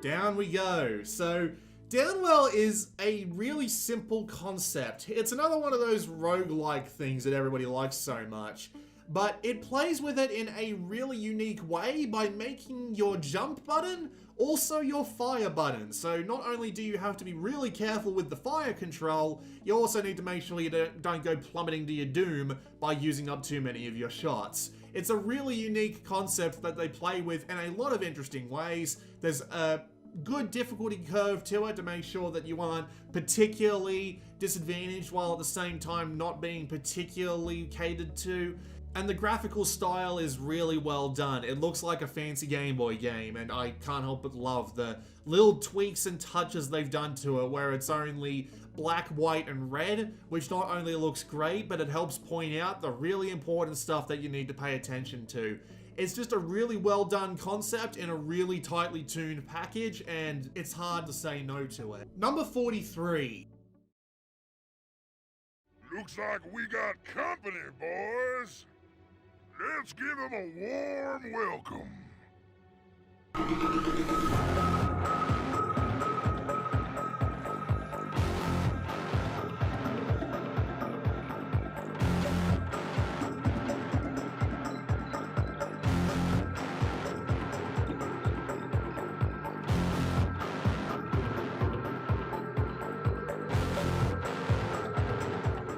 Stranger's Wrath came out in 2005, and yet playing it almost 15 years later, it still feels like it's almost up with the times. It's a platformer shooter style thing going on with a bunch of weird little theming going on, including things like these weird chicken things you have to talk to, and the accents of the bosses you have to catch all being these weird gruff dudes, and it's got this nice set of charm to it, but the gameplay is where it really sticks out. Not only do you have the ability to do things like stealth takeouts on people and the ability to try and take people non-lethally in order to get more money for them, but you've got things like your crossbow, which can take tons of individual ammo types, and you can use them in order to do things like set up traps and take out certain enemies before others, or just go in guns blazing. It gives you a lot of options, and it makes the game feel really diverse in its tool set because of that. It feels almost like something that came out a few years after it, like say something along the lines of Far Cry 3. And not to mention, it still looks good even to this day. They did a great job with the HDifying of the game, and the port to the Vita just runs well enough. It doesn't run fantastically, but it runs more than well enough, even in the more set piecey-like areas like the roller coaster ride they take you on at one point. It's just a really fun adventure with plenty of options in how to handle things, and not to mention that the whole theme going for it just makes it a lot of fun too. So if you're looking for a nice blast from the past that feels more modern than it should, this is a great place to start. You don't even need to play the other Oddworld games, thankfully. Stranger's Wrath is actually pretty standalone. And that's a good thing too, because the port of Oddworld New and Tasty to the Vita sucked. Number 42. このままだとあなたの風は忠告を受け取っておこう風の導き手おうお前いいメガネをしているなそんなことより俺の歌を聴けあなたあのシャロン・アッポーのプロデューサーさんええそうだけど私ミーナ・フォルテと言いますボーグさんよろしくお願いしますねやりにくい女だな Macross Delta Scramble!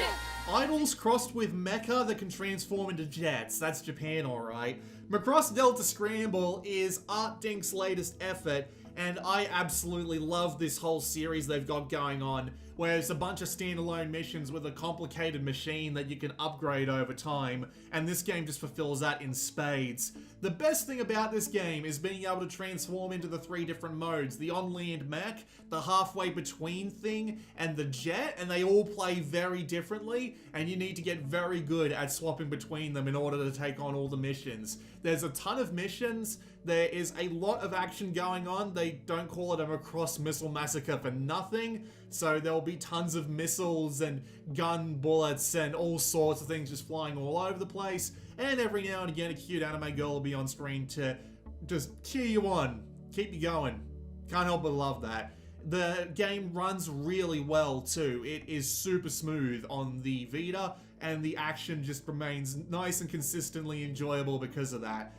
It is entirely in Japanese with no English to speak of, which can make it a little bit hard to get through for people who don't speak the language, but I got through it just fine and I have barely any experience with the language, so it is really, really easy to recommend.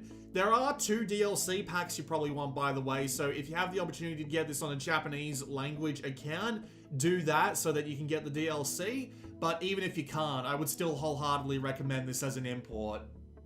Number 41.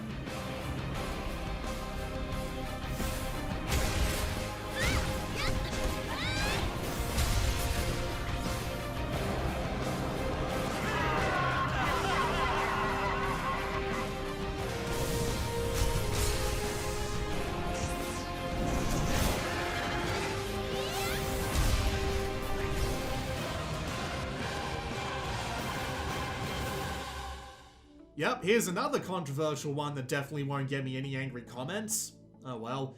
Gravity Rush is a really unique idea, and being able to just float around this world almost completely freely, walking on the walls and the ceiling and just dashing around looking for things like upgrade crystals, just works really well in this fantastically rendered open world. It's got like this combination of Japanese and French stuff going on, which combines together into this really unique art style that just makes the game really memorable in its look and, well, sound actually, because that's what the language is. It's this weird combination of the two that's almost unintelligible, but they do give you English subtitles at least. The combat itself is a little bit more clunky, but still being able to float around these giant bosses and just missile kick your way in to beat the absolute bejesus out of them is really satisfying, and some of the music in this game is just absolutely fantastic. I love the Pleasure Quarter theme because it just sounds so upbeat and relaxing in comparison to a lot of the other game's music actually, but still, it's a fantastic little adventure. They've put a ton of different ways of playing around with gravity powers in it, and there's a lot to see and do. The one major complaint I would have about the game is the controls, since they can be a little bit wonky on the Vita, especially ones like the slide control. With that said though, they did release a remastered version of this game on PS4, which I believe helped that. Unfortunately, going to PS4 with the sequel appears to have killed the series entirely, so that's a little bit unfortunate, but if you're still looking for a really creative and enjoyable adventure, there's no place you'd rather go than this. Number 40.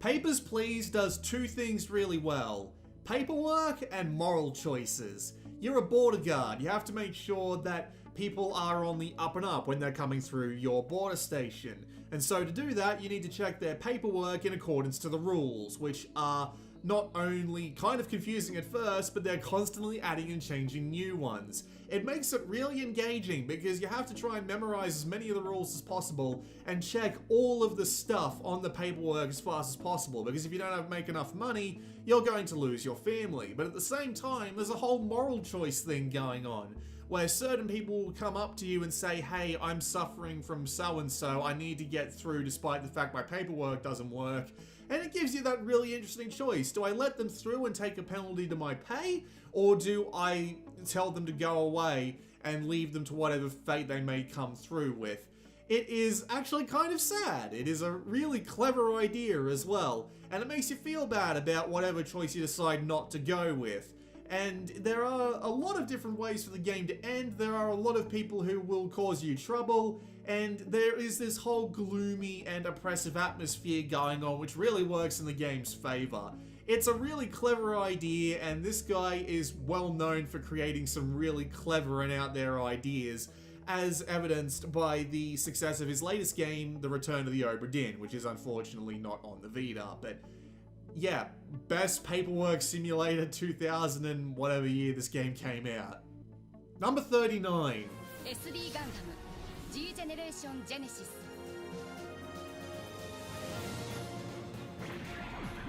可能性という名の光を消してしまってはいけないんだ。行け、インファンネル。やってみるさ。誰にも邪魔をさせない。星のクズジョージのために。遅いんだよ。倍返しだ。怯えろ。 SD Gundam G Generation Genesis is a really unique concept. It basically takes place entirely within the Universal Century era of Gundam, so we're talking about things from just your regular 79 up to Zeta, up to Unicorn and so on, but you have the ability to go around and play any saga at any time, but you start out with a really small and weak team, which means you probably won't stand a chance on anything past the original 79.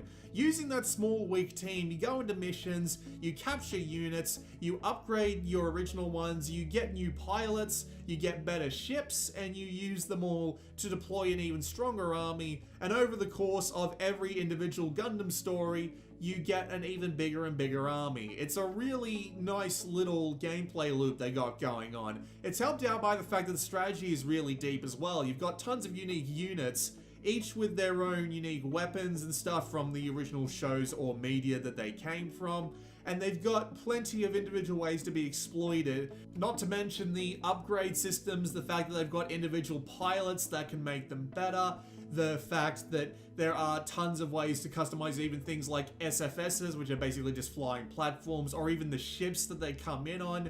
You've got a ton of room to build, customize, and just generally grow your team over time, and it does an absolutely fantastic job at that. There's only like one game that's even slightly better than this, and the only real reason that I would dislike this game is because, well, one, it's the biggest game on the Vita by far. It's like 6 or 7 gig, but also, it's only got Universal Century units in it, so if you like the God Gundam, for example, you're not going to get it in this one. But they are doing a sequel which combines like 4 other series. It's like Wing, Iron-Blooded Orphans, Mobile Suit G Gundam, and I believe there was another one in there somewhere. I can't remember which one it was though, but still.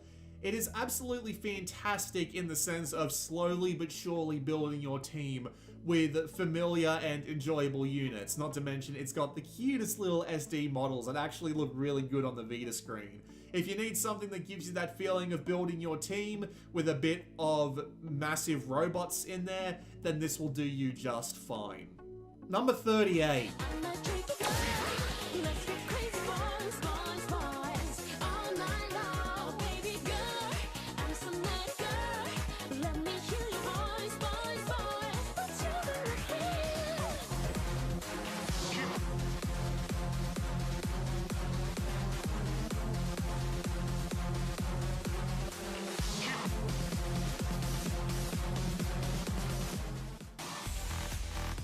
It's the spiritual successor to DJ Max. It looks like it sounds like it, and it almost plays like it. It actually makes some really creative usage of all the Vita's buttons, using the analog sticks and the shoulder buttons, or you can just use the touchscreen and do it all that way. It's kind of insane on the Vita's 5-inch touchscreen trying to do everything you need to do with your fingers, but it's entirely possible. The sound selection is banging.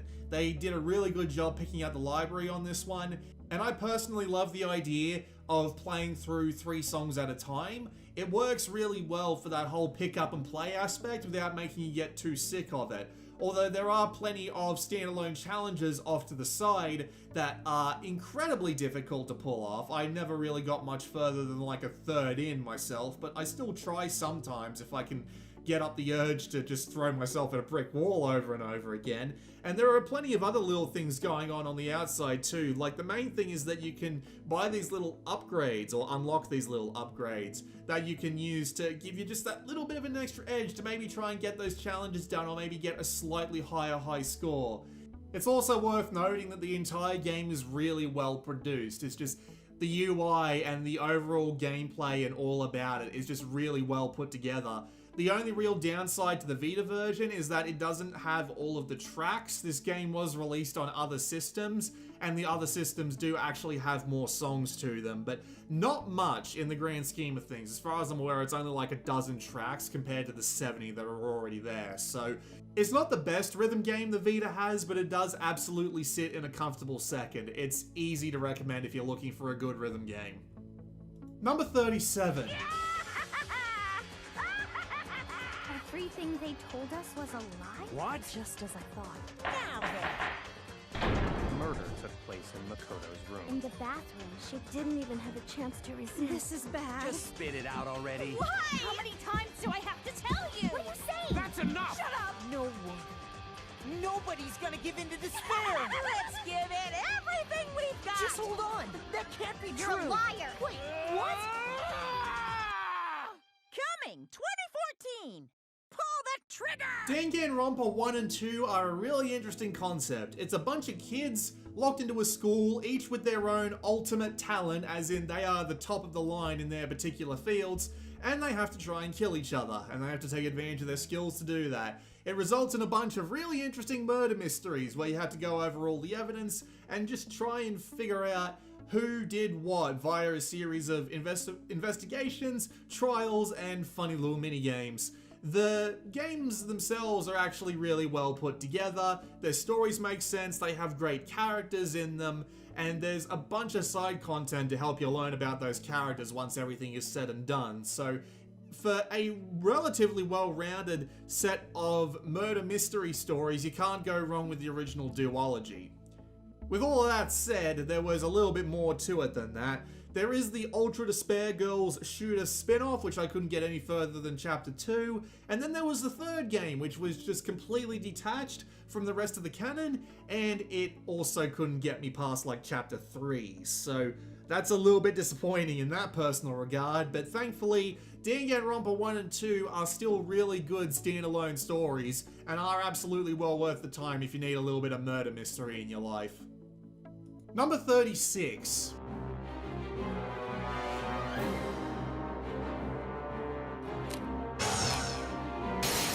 Go! There! Elliot!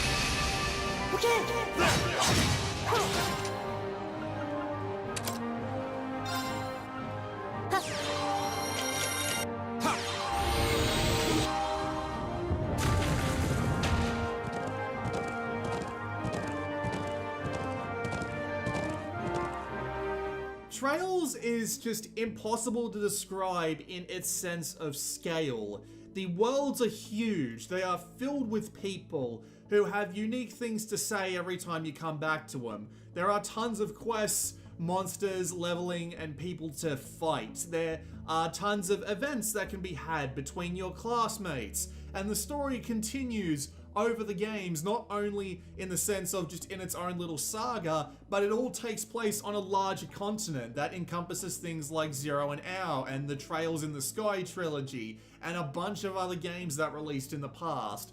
It feels like one big living world with real people, real conflict, and real consequences, and very few RPGs manage to effectively pull this off, and it is really impressive that it manages to do this, and to be fair, it's worth playing just for that alone. But, of course, the games themselves are really good too. The characters are fun to hang out with, the story is enjoyable, the strategy battling is really engaging, and they run great on the Vita. The only real downside is that Of course, Trails of Cold Steel 3 and 4 are only going to be available on the PlayStation 4, and hell, it's taken a long time for Trails of Cold Steel 3. We literally had to wait like 2 years for that to come out in the West, and God knows if the localization's going to be any good, let alone Trails of Cold Steel 4. Nevertheless though, gigantic scale RPGs with some really enjoyable little bits to go with them. What's not to like? Number 35. まあ、ようやくお目覚めになったのですね。あなた様はこの館の主でございます。あなた様ならきっと館の呪いを解くことができるでしょう。さあ、参りましょう。どうか私の手を離さないで。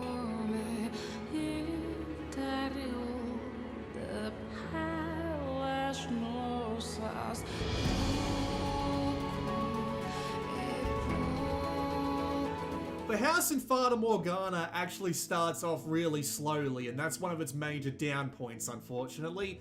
But if you give it the time, if you sit through the 3 initial stories and let the world slowly start to fall apart around you, you will eventually be taken along on an epic journey that crosses multiple centuries. You will be treated with some of the best art that I've ever seen in a visual novel, and I've been paying very close attention to visual novels since I picked up the Vita.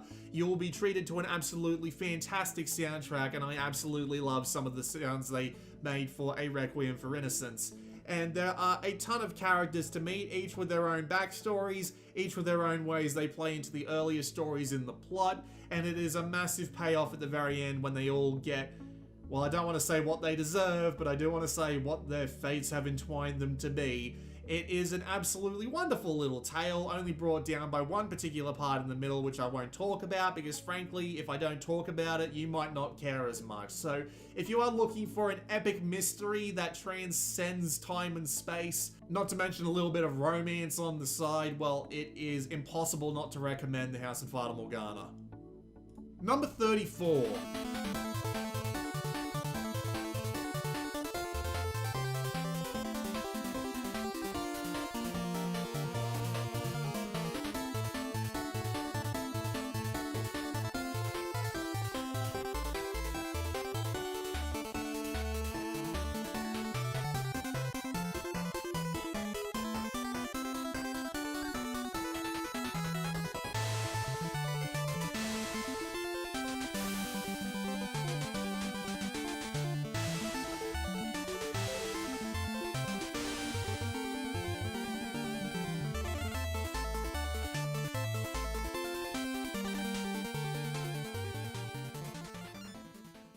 This game is the best example of retro revivals done right.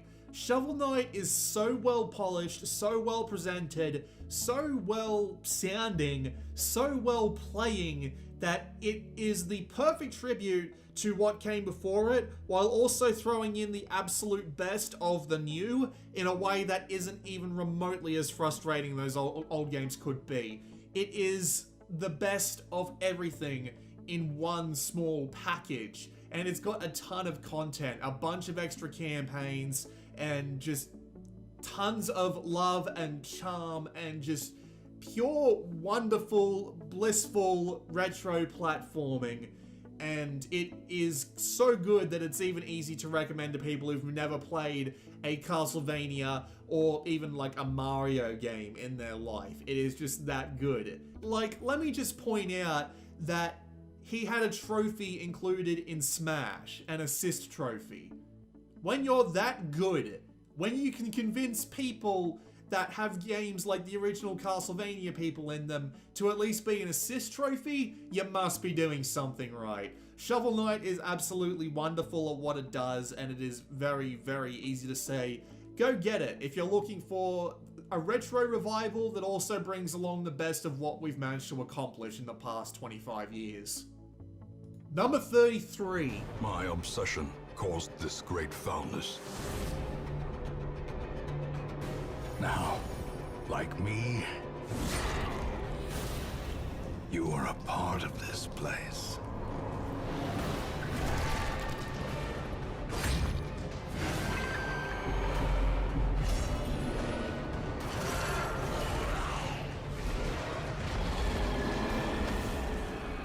darkest dungeon.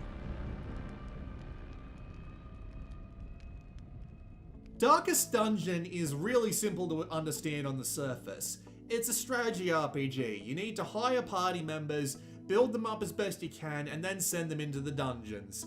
You come back with loot, you use that loot to upgrade your stuff. You upgrade your buildings, you upgrade your people, and then you just rinse and repeat all the way through.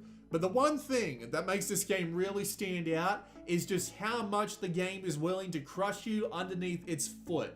The difficulty is legendary. It is incredibly hard to keep people alive for long enough in order to actually get them to the final titular darkest dungeon. There are all sorts of beasties and just general horrors that will absolutely ruin your day. The dungeons themselves are biased against you with tons of traps to take you out, and to add things like negative status effects that you need to spend a lot of money to get rid of. You need to keep your people as stress-free as possible, which is incredibly hard, and once they get to a certain point, they will freak the hell out and earn themselves a bunch of weird status effects that will make them a lot harder to deal with. And the game will just be constantly sending down barrages of difficulty and just constant crap at you that you need to deal with. And it is all supplemented by this wonderful narrator who is more than willing to tell you just how screwed you really are. And I love it. I love the concept. I love the difficulty. I love everything about it to death. I will never finish it. It is so hard that I will probably never finish it, but I love it to death. Number 32.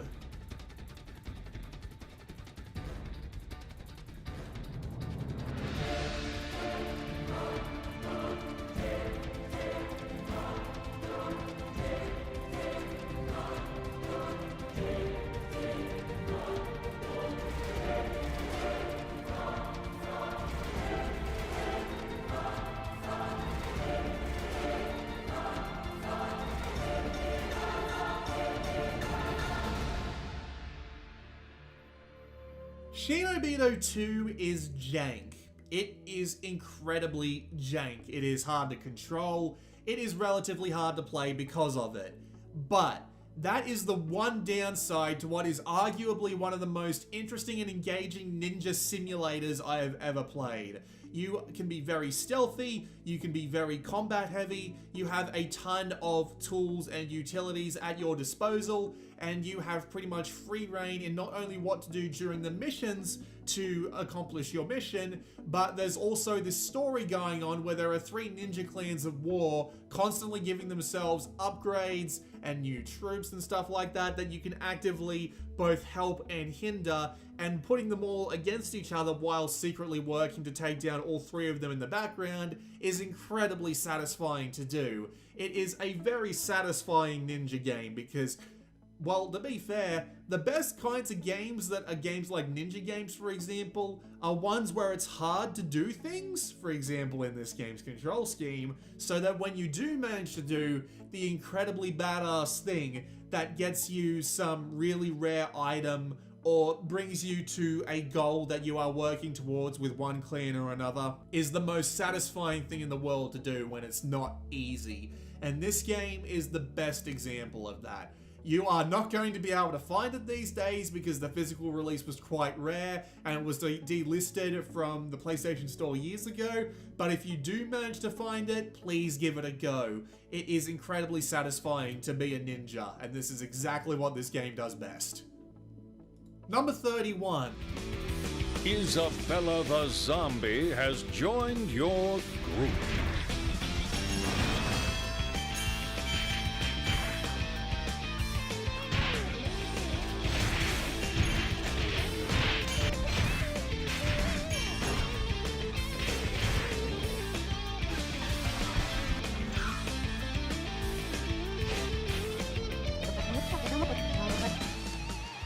The Princess is money hungry, gets by, with me at least, entirely on its concept. It is a brawler game where you are constantly beating money out of your enemies, and using this money, you either have to take it back home and try and build your riches, or you can use it in the fight to give yourself anything from like extra powers and abilities right up and including to buying the enemies and buying the traps from out under enemies. They make as much use of this concept as you could possibly expect. It has got this delightful little charming satire to it that I really enjoy, and the brawling action is actually really well done because you have to hold your Vita with one hand while constantly tapping on things and putting them in your calculator with your other hand. It is a really well done control scheme, and none of the other versions come close because they can't accurately recreate this feeling of absolute chaos as you're trying to tap things on the screen while getting out of the way and beating the crap out of everyone that comes close to you.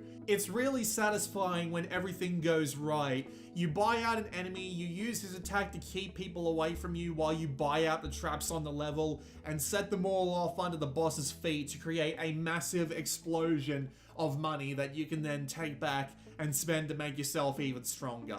I absolutely love it, and it is well recommended even for people who aren't that big of a fan of brawlers because it does things just that little bit differently.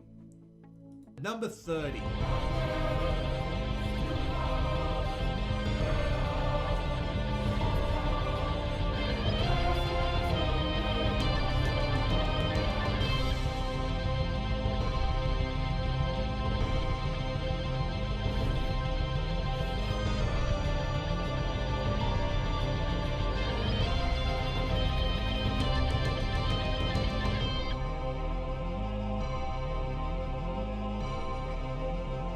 There have been a ton of Souls games, as in games that take after the formula set out in Dark Souls over the past few years, but I feel like that Salt and Sanctuary is the only game that has gotten even remotely close to getting it right.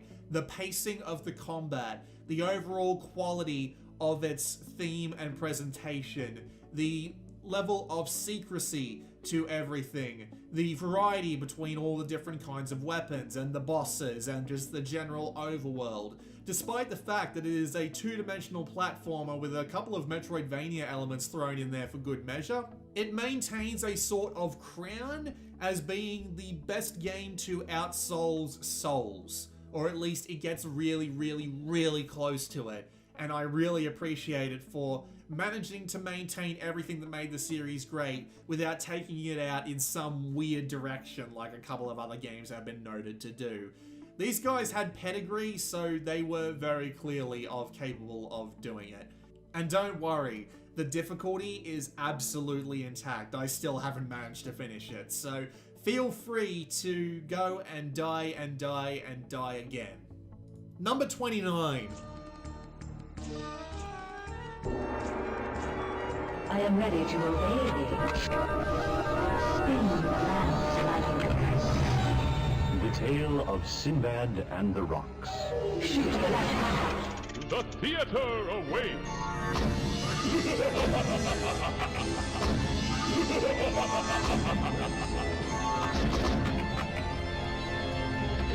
Welcome to the Theater of Magic!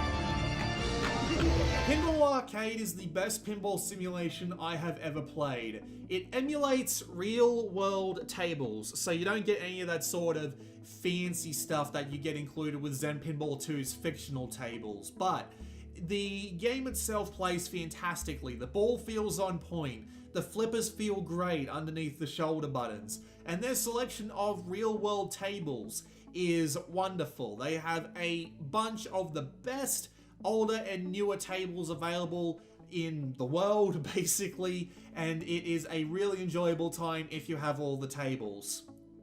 There's the big if, because unfortunately due to licensing issues with the original table manufacturers, they actually had to take down most of the tables that actually made Pinball Arcade worth owning, and that is really disappointing to me because, well, there was Zen Pinball now, and while Zen Pinball does a decent job at emulating the ball physics and the flipper physics, it just doesn't feel anywhere near as good, as fluid, or as enjoyable as the Pinball Arcade, which is why the Pinball Arcade is here.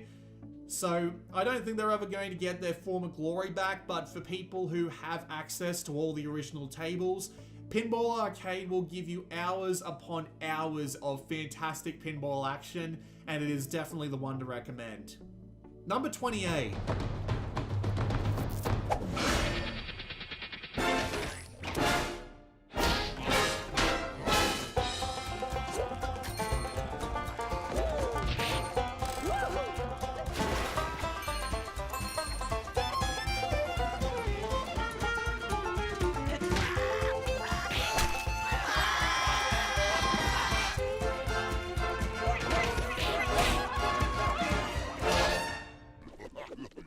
Rayman Origins is absolutely gorgeous. It is one of the best looking games on Vita, which is amazing considering that it came out literally on launch day, and it is the reason why people stick to the OLED so much, because games like Rayman Origins just pop.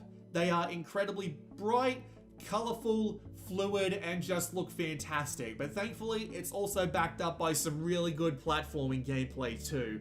There's a ton of levels, a bunch of variety, lots of unlockables and secrets to find, and the overall platforming action itself is really smooth and just works great underneath the Vita's controls. There is also a sequel in the form of Rayman Legends. It is a sort of Crash Bandicoot 3 thing going on where they introduce a bunch of new control styles, and in my personal opinion it doesn't make the game any better, but at the same time they also include a bunch of the Rayman Origins levels but rebalanced to be a little bit easier, so it might also be the definitive version depending on whether or not you'd like massive amounts of variety over basic but otherwise really enjoyable platforming. Either way though, both games are absolutely stellar platformers. They are great revivals that have unfortunately not seen another follow-up, and there are very few games on the Vita that can match up to this in both pure platforming quality and artistic merit. Number 27.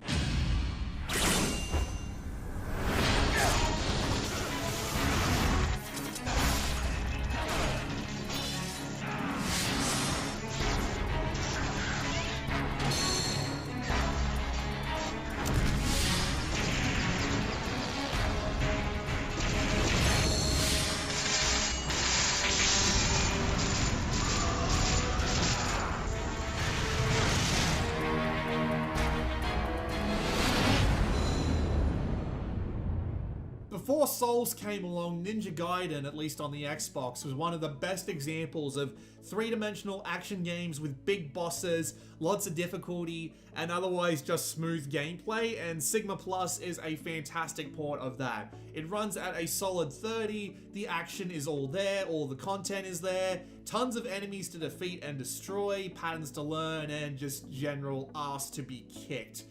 With that said though, there are one or two things about this port which are sucky, mainly the fact that they tend to make you use the motion controls in the touchscreen a little bit more often than one might like, but there are still plenty of big bosses, plenty of big levels to explore, weapons to create, and just general people to beat the ever-loving bejesus out of, and it is easy to recommend because of that. This also happens to be my most viewed video, like, consistently over the last, 9 to 12 months, and I have no idea why. Can someone please let me know? I mean, I know it's pretty high on this list, but I mean, geez, there are so many people watching this video for some reason. Number 26.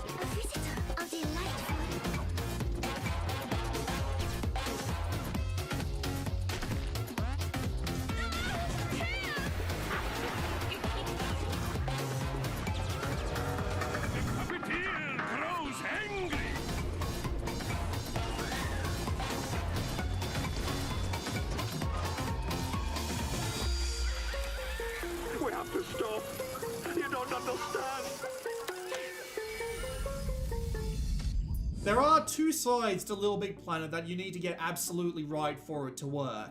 The first side is its sense of childlike wonder, along the same lines as, say, Tearaway. And despite the fact that this game was not developed by Media Molecule, the people who came up with Little Big Planet in the first place, it still works really well. They got the controls dead on. The simple, floaty platforming works really great on the Vita. The campaign is short, but it definitely has that sense of imagination that only these sorts of games can have.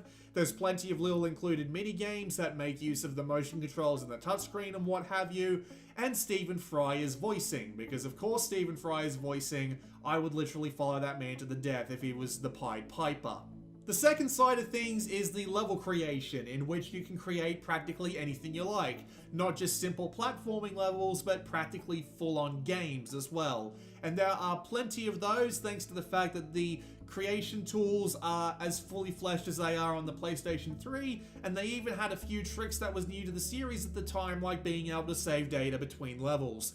Online, there are an absolute ton of great levels to play in both platforming and non-platforming varieties, and it goes to show just how powerful not only this game was, but the Vita was. It's going to be really unfortunate when the servers eventually shut down for Little Big Planet, because the game will lose a lot of what made it special, not to mention just the general quality of everything that was on that service. So if you have the opportunity when this video comes out to go and play some of those online levels, please do. There is a lot of good stuff there to find.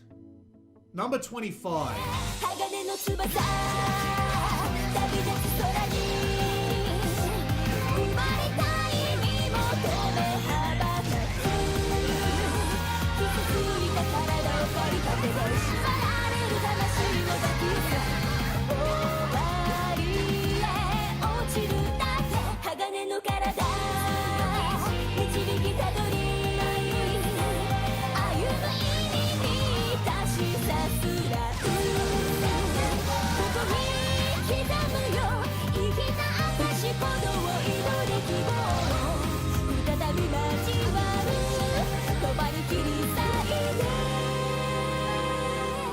Surprised not to see BlazBlue on this list, but frankly, Under Night In-Birth EXE Latest, the mouthful of a name that is, happens to be the best. It is the most mechanically in-depth. It's got the best tutorial. Unfortunately, it doesn't have the best selection of modes, but of course, the fighting is there to make up for it.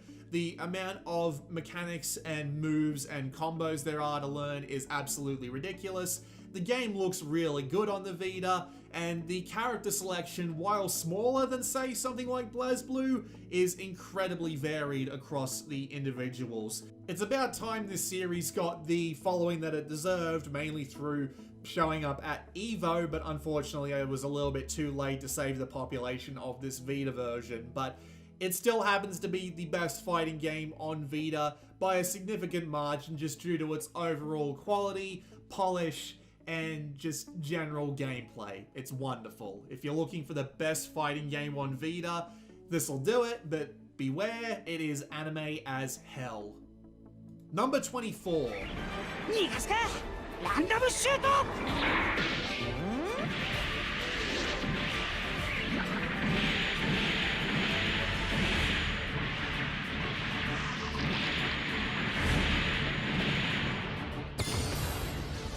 はやぶさを下ろせ。航空隊は直ちに出撃せよ。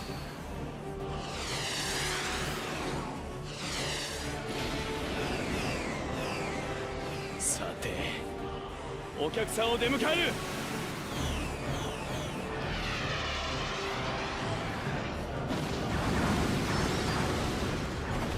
捕らえた。こいつを持ってけ。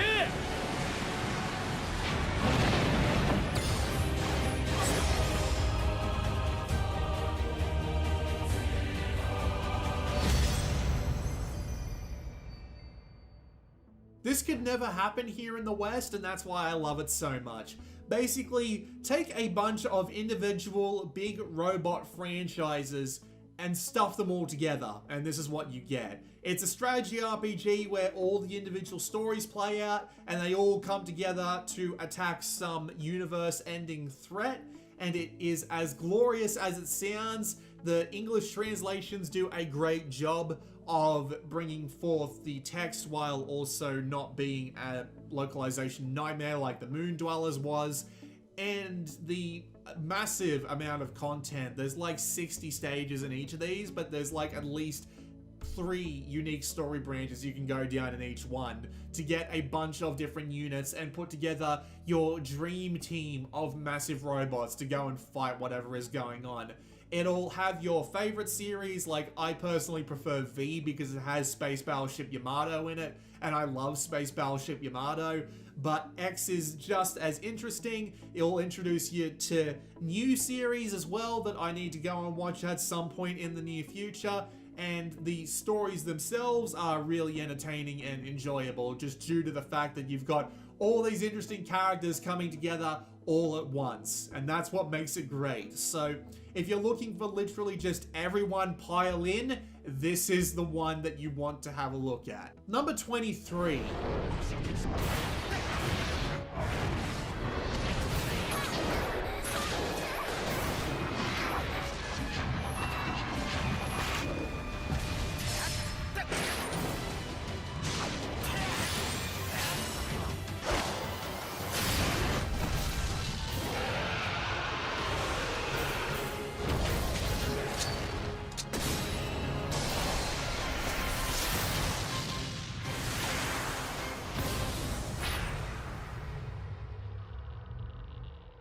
What if the people who made Dynasty Warriors took on the monster hunting genre? That is exactly what this game is. That is the easiest way to describe it.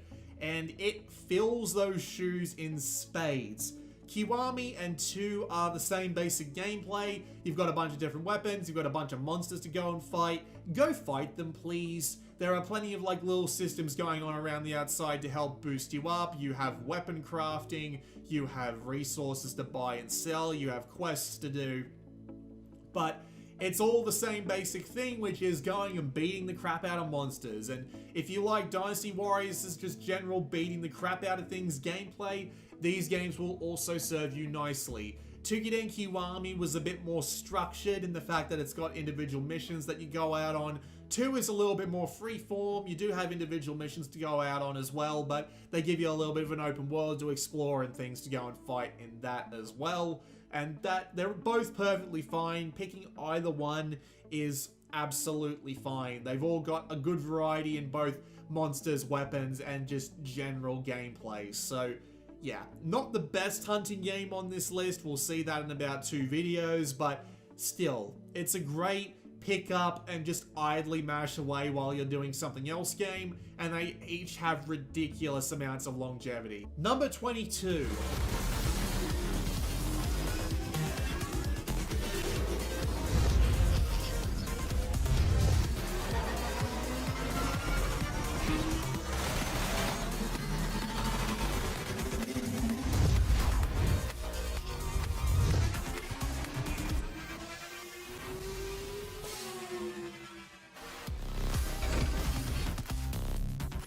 High-speed futuristic racing is Wipeout's forte, and Wipeout 2048, while it might have been the last hurrah from the studio that originally birthed the franchise, is still a fantastic example of it. It's really well balanced, really enjoyable, super high speeds, plenty of stuff to do, and it is immensely enjoyable flying past buildings at 600, 700 kph. And it looks great too. It still remains one of the best looking games on Vita to this day, and it still runs pretty well as well. Sure, it gets beaten out by the fact that there's a HD collection with it on PlayStation 4 now, but the Vita version still maintains its playability quite nicely. This isn't even beginning to mention the fact that they ported over the entirety of HD and HD Fury to the Vita. All the tracks, all the challenges, basically everything except the multiplayer. And they work just as well as the base game. So you have hours upon hours upon hours of grinding against a specific track, learning every individual corner, learning every individual boost pad, trying to get just that one last millisecond off your time in order to get that gold medal, and it is immensely satisfying when you finally do. So it comes highly recommended for those of you who really want a good high-speed racing challenge. Number 21.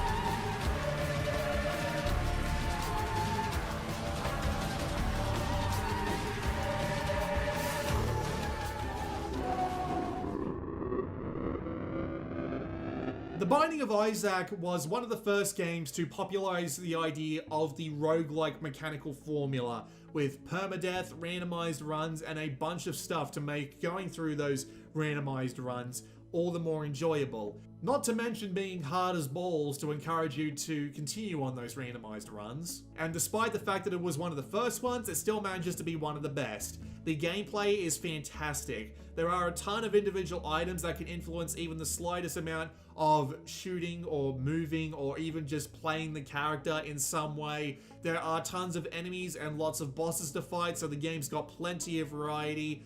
There's an absolute smorgasbord of unlockables and content, and it runs relatively well on the Vita. It doesn't run the best, but it runs more than well enough to make it work. And it is the only game I have ever played that looks like this. It is gory, it is brutal, its overall theme of things along the lines of everything between your place in the universe to parental abuse to God knows what else Edmund McMillan stuffed inside this game, but it still manages to be one of the most unique concepts and games that has been invented in the past 10 years. The only downside to the Vita versions is that we never got the expansions Afterbirth, Afterbirth Plus, and I'm assuming Repentance when that eventually comes out. With that said though, you've still got hundreds upon hundreds of hours of good hard content to sink your teeth into here, and it easily comes as a recommend. Number 20. 魔物の気配、気をつけて進もうね。私に任せて。これより何だね。いいな。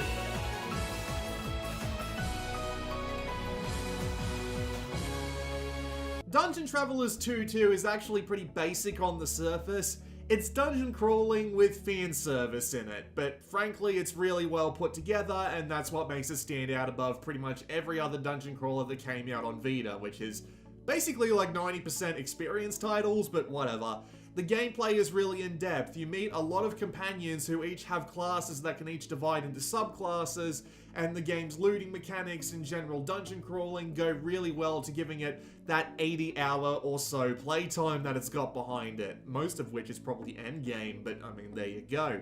It's also got some really interesting characters. They're all a bit airheaded, but the writing is really well put together. It was translated by Atlas, who did things like Persona, Utawara Ramono, and even Etrian Odyssey, so you would think they would know how to not only translate a good story, but make it work in the sense of a dungeon crawling sense. So it's basically just really well put together. It's the best dungeon crawler on Vita simply by just putting in the work and getting above the rest the hard way. So when you're talking about dungeon crawlers on the Vita, there's pretty much nowhere else you'd rather be.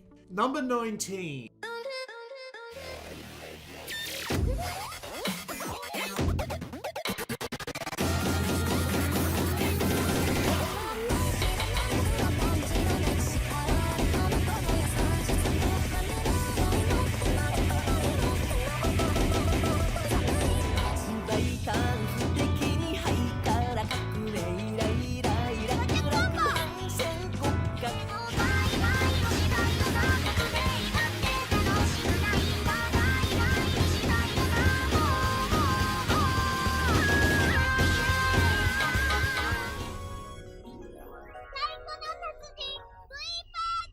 Taiko no Tatsujin is a concept that has been refined over years and years and years of arcade releases, and this is absolutely one of the best iterations of it. You get a good bunch of songs, there's something like 70 plus, not to mention the DLC can very easily push that to 200, and the gameplay is very easy to get into. It's one lane, it's two different kinds of notes that you can hit in a couple of different ways, and the overwhelming speed and simplicity of it really forms together to make it an incredibly engaging rhythm game, and my personal favorite on the Vita by far. Not to mention they've got a pretty good selection of stuff, everything from Vocaloid songs to game music to anime openings to, well, basically everything you can imagine that would be popular in Japanese weeb culture. So it is intensely satisfying to play a really hard song with a really hard pattern and just get it perfectly on point. The only real downside to this version is that you can't get a proper taiko drum like you can on the consoles, but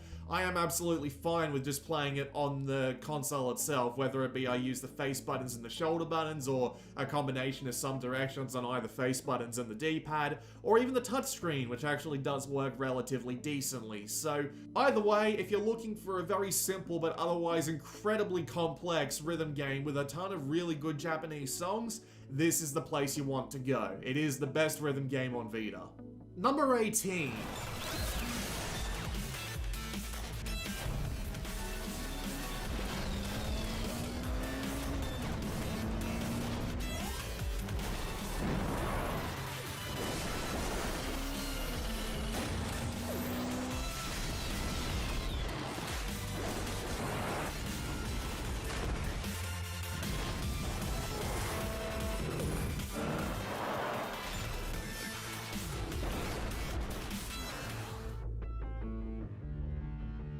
Now, I just want to say something here. I grew up as a big fan of Mario Kart. I started on Mario Kart 64, and there's only been like 1 or 2 entries later on that I haven't liked.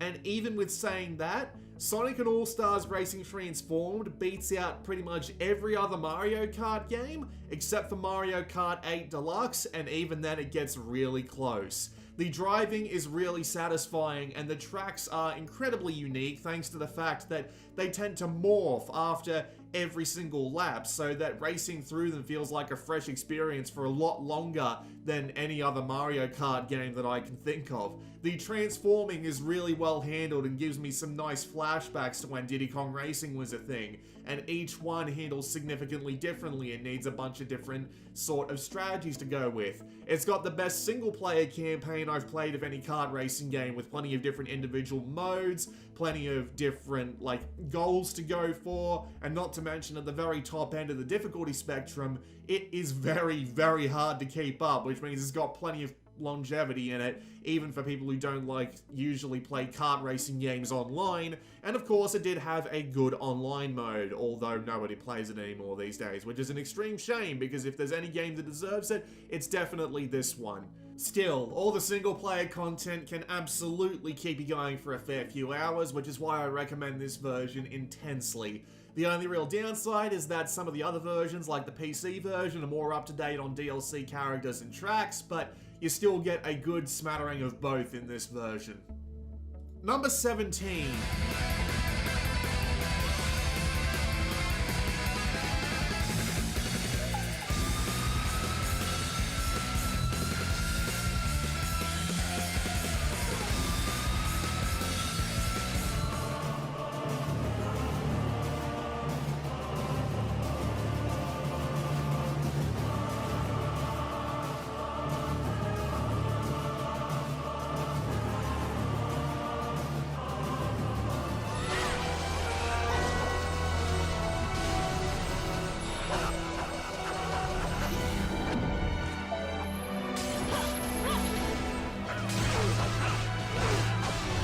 This is absolutely a cheat. I do not care. This is my list. I can do it however I want, but I would have all of these games somewhere in the top 20 or the top 50, just somewhere in there, because it is almost impossible to leave all 3 of these out. They're all made by the same developer, which is Vanillaware.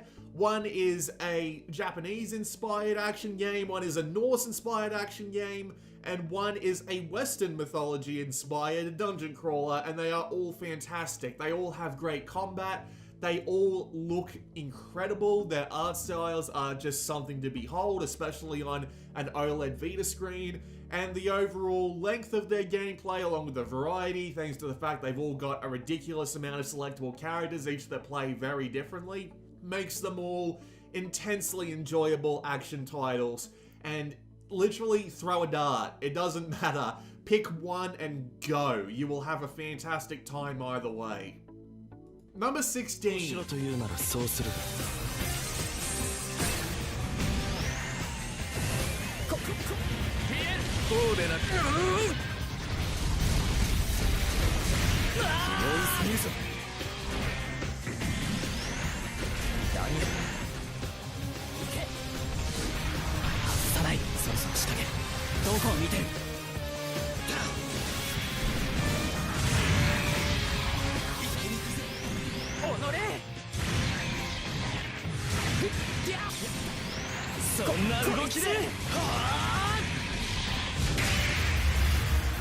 While Mobile Suit Gundam Extreme vs. Force doesn't carry the extreme amount of depth that the originals do, it does still carry the soul. You still have plenty of individual robots, each of which are intensely fun to pilot and fight. You still have many of the techniques that made the series popular, and you've still got a ton of single-player content to do, including a multiple-hour length campaign and plenty of arcade stages that will teach you whether or not you are ready. Spoiler alert, you probably aren't. The game itself is still intensely fun to play, runs really well, has an immense amount of challenge, and is very capable of getting you into the absolute gloriousness that is either Gundam Versus or Gundam Extreme Versus in the arcade. The only real downside is a lack of proper multiplayer mode, but to be fair, the other games are better at that anyway, and it is highly recommended that you go and play them if you want the real multiplayer experience. For single-player experiences though, this is absolutely great, and I still keep it around on my Vita to do a couple of arcade stages from time to time. I wholeheartedly recommend it if Gundam or high-speed robot action or even anything remotely close to that appeals to you, because honestly, it is awesome. Number 15.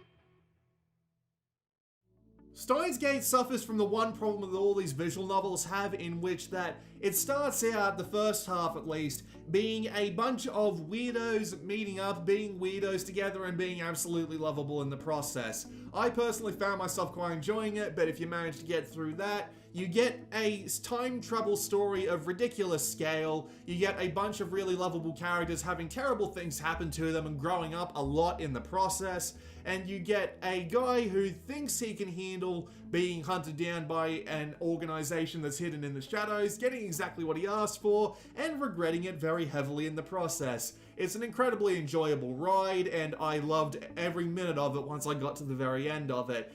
The only downsides is that, again, that pacing thing, and pretty much everything else that has come out since that's Steins Gate related somehow doesn't manage to come even close to the original formula. At least I can say you don't have to worry about the sequel not being available on the same platform, huh? At the end of the day, out of the 5 or 6 franchises that are clawing for the top visual novel podium position on Vita, Steins Gate still manages to hang on quite well, at least in my personal point of view. Some other people are going to say it's the best thing on Vita, and I'm not going to argue with their personal tastes, because frankly the game is so good that I can see why it would be number 1 in a lot of people's positions, and that pretty much applies to every other series that didn't take the number 1 spot, but oh well, it is still absolutely a fantastic ride and well worth recommending if you're even a remote fan of science fiction. Number 14.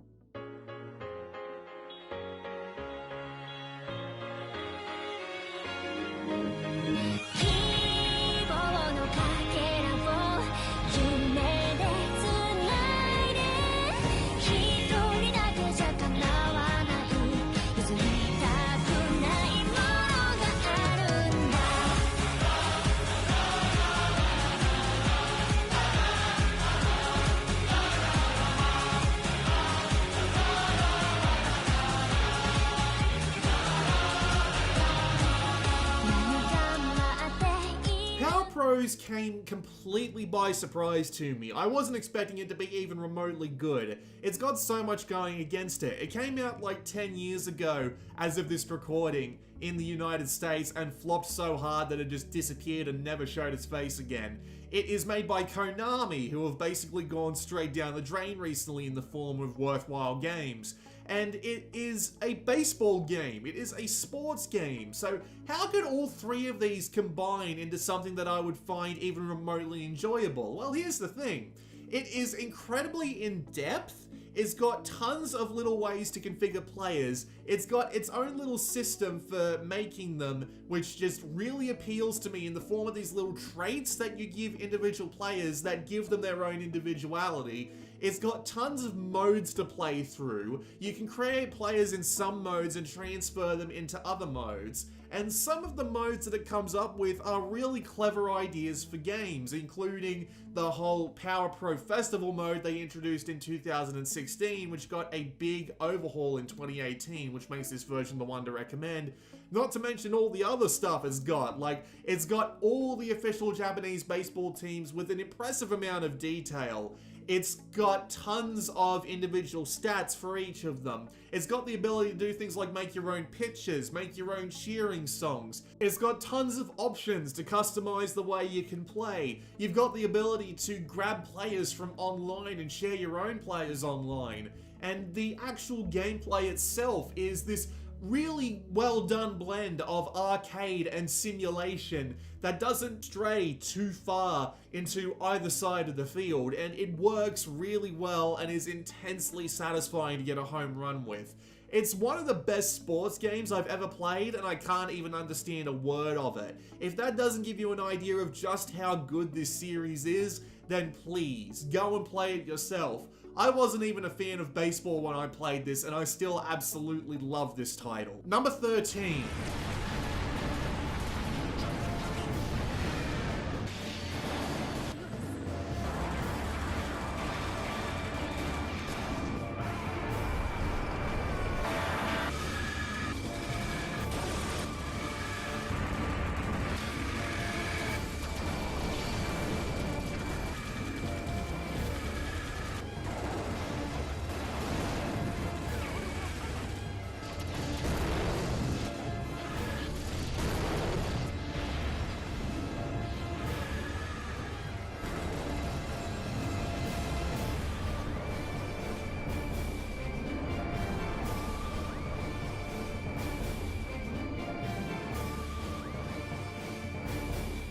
Earth Defense Force 2 is an incredibly simple concept. It's Starship Troopers with a lighter tone and a bit of Japanese humor thrown on top. You drop in, you have your 2 weapons, or in the Air Raiders case, your 3, and you shoot all the bugs. That's all you do. You upgrade your weapons and your dude's health over time, and you just continue shooting the bugs. Shoot the bugs, shoot the bugs, shoot the bugs.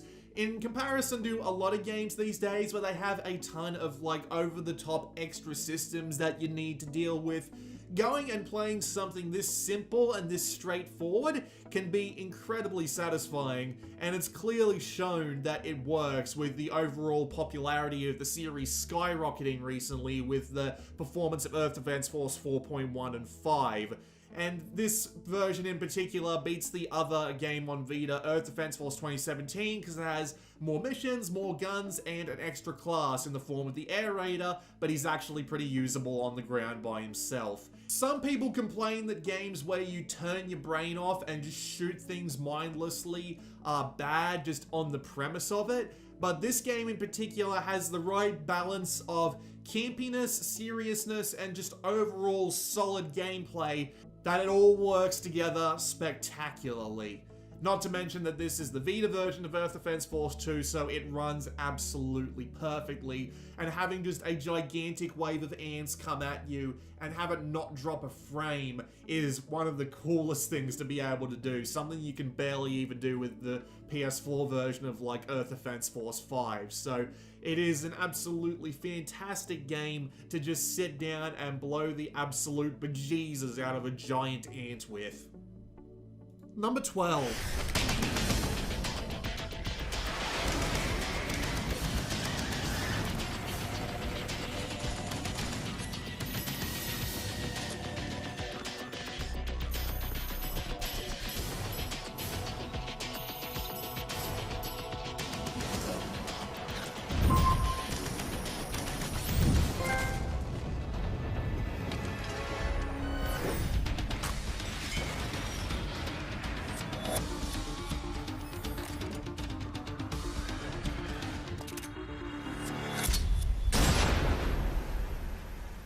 Metal Gear Solid 3 is one of the best games ever made, and Metal Gear Solid 3 HD Edition on Vita is one of the best ports of the game ever made. Let's just talk about the port first. It runs really well, the gameplay itself is buttery smooth, and it's only let down by the fact that the cutscenes are at half the frame rate they're supposed to be. The game is presented fantastically on Vita, it looks wonderful, it honestly is one of the best looking games on the system because they did such a good job of converting it from the PlayStation 2 original, and it is really tiny as well. It is like 2 gigabytes. It can fit on most memory cards, which is a reason why I try and keep it around as much as humanly possible, because outside of like 1 or 2 things they took out of it, they managed to keep the entirety of things like codec conversations, gameplay staples, and just general things about it that make it one of the best ports imaginable. This isn't even beginning to mention Metal Gear Solid 2, which again is a very, very good game, but at the same time it's not my favorite of the series. However, I will say that the Metal Gear Solid HD collection is probably still one of the best bundles ever because, well, frankly, it's worth paying almost anything for a good copy of Metal Gear Solid 3, and you get Metal Gear Solid 2 as a bonus, so why not? And I just want to point out that I haven't even talked about Metal Gear Solid 3 as an actual game yet, to which I will say is one of the best stealth games ever made. Its sandbox is incredibly diverse, you have a ton of options to get through anything in the game. There are a ridiculous amount of secrets, Easter eggs, and just enjoyable little things to find off to the side, which give it an immeasurable amount of depth, even compared to a lot of modern day games. And it is just a great experience story-wise from beginning to end, and some of the characters are some of the most enjoyable they've ever been in this entire series. It is absolutely a game that's worth playing even if you've never played Metal Gear Solid before, because of the fact that it is a prequel with pretty much no ties to the rest of the series. A 100% recommendation. Number 11.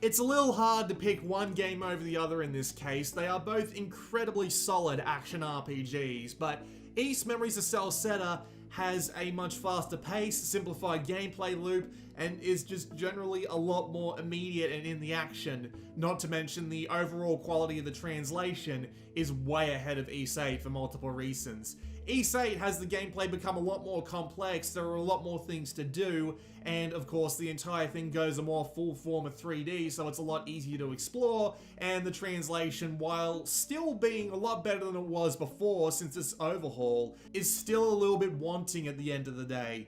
But outside of all of that, these are both still fantastic examples of action RPGs. They both run really well for the Vita's spec set, and they both have absolutely amazing soundtracks because these guys are just intensely good at doing that sort of thing. So they are the quintessential action RPGs that aren't monster hunting games or just your general one versus many brawlers, and trust me, there's a couple of them coming up soon. No matter which one you pick though, at the end of the day, they are still perfectly great RPGs in and of themselves, and each will give you great stories, great characters, and a good amount of action fun. Number 10.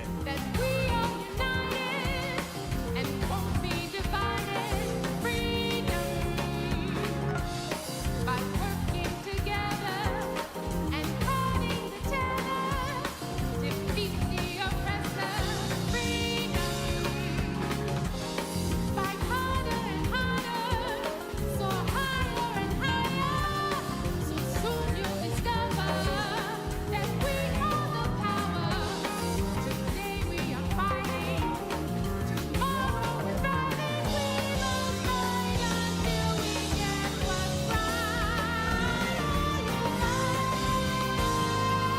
Darius Burst is something that's really hard to see the absolute perfection of it on the surface, because it's a scroll-and shooter. You scroll, you shoot, you beat enemies. It's pretty simple on the surface, but where it really gets down to it is when you're doing things like fighting bosses. The bosses are intensely well designed, laid out, and balanced so that it always feels like a challenge going up against them, no matter what ship you have. And the ships that you have are all very different and cause you to play the game in very different ways.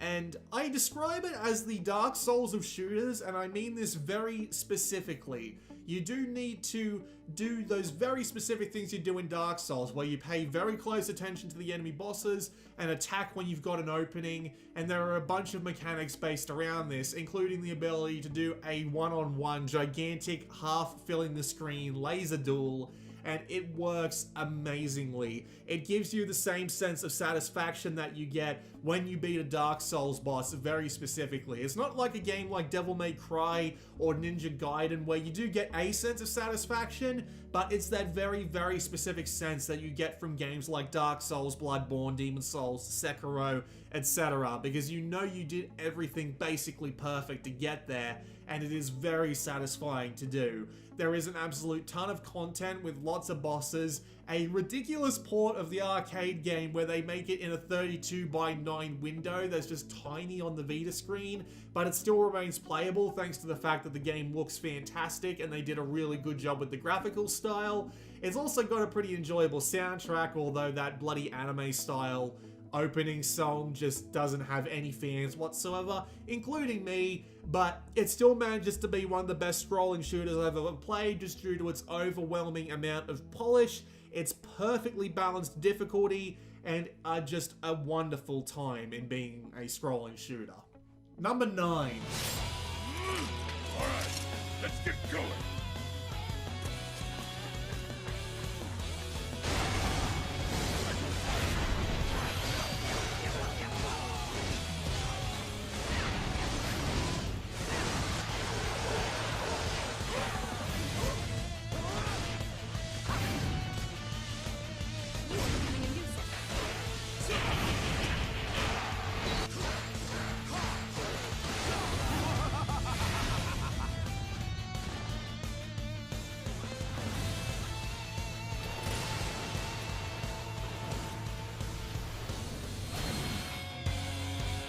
Dynasty Warriors 8 is a fantastic example of introducing someone to the hack and slash genre just because it is a really complete package. You've got all the modes that you could hope for. A story mode that both explains the history of all these characters while still presenting them in a larger-than-life light that's really enjoying and fun to explore. You've got the ambition mode, which is a way where you can take your favorite characters and just bring them on an endless leveling up thing that always feels like you're constantly progressing. You've got a fun challenge mode for score attacking, free mode for hunting down the rarest of items and collectibles. The weapons and items and equipment are all really in-depth and have tons of things for you to spend a ton of time configuring, and you can eventually get everyone to be ridiculously overpowered. You can put hundreds of hours into this game and not run out of stuff to do, unlock and explore. There's a fair few DLC missions to give you even just that little bit extra amount of time. And the overall quality of the port, while not 100% on top of things, is more like 95% on top of things. There can be dozens of dudes on screen at any one time, and for some reason it still remains endlessly fun to beat the ever-loving bejesus out of them over and over and over again. The main problem that Dynasty Warriors 8 and all of its ilk on Vita, of which there are like 12 other games, have is the overall repetition of the combat. But if you're able to submit that, you have hundreds and hundreds of hours of glorious beat-em-up action waiting for you. Number 8.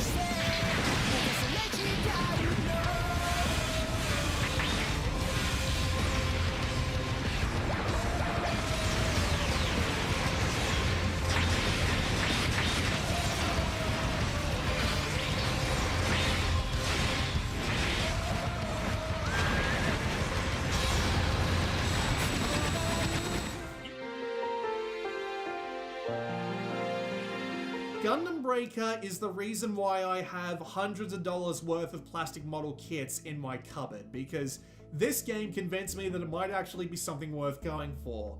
Gundam Breaker 3 is a brawler along the lines of the previous game, but what it does is, it lets you beat the crap out of other robots, take their parts, and use their parts on your own chassis. So not only can you use this to basically be like, oh, I like that guy's weapon. Oh, I like that guy's chest. I like that guy's head. You can beat him up, take his head, put it on your own robot, and then use it as your own robot.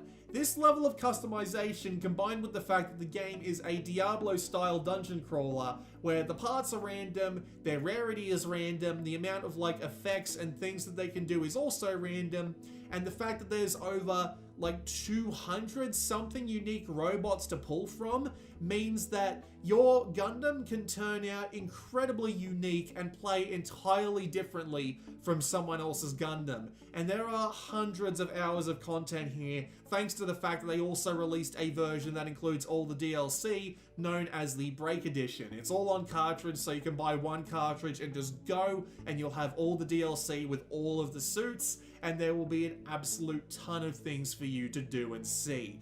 It is an absolutely fantastic time, not to mention it shows you just what makes all these robots so cool anyway, to the point where you might end up going and watching a couple of series that they come from, or you might turn up like me and have hundreds of dollars of plastic kits sitting in your cupboard waiting to be built because you're sitting here doing top 100 videos. Nevertheless, it is an absolutely fantastic game, and it is the go-to example of not only like a Diablo-style dungeon crawler, but it's also the go-to example of the import game, because you need to import it, unfortunately. It never came out here, which is the biggest disappointment imaginable, but it is also entirely and well executed in English, so there is no reason not to pick this one up if you can afford the import fees. Number 7.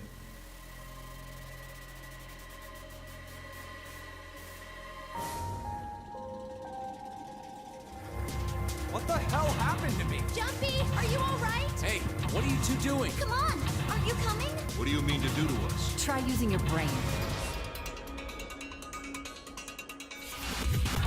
I'm plenty friendly. Hold on a minute. That is the truth. Who am I? How can I forget? How do I take it off? What makes you so sure? Hello? The fate of the world rests on your decision. What will you decide?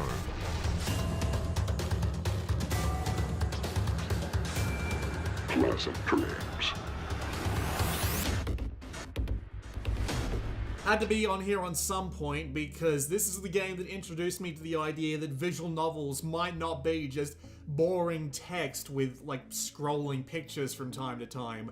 The Zero Escape trilogy is a science fiction visual novel with tons of twists, a lot of interesting characters, and heaps of charm, and that mainly comes within the writing style of the main author, Kotaro Uchikoshi.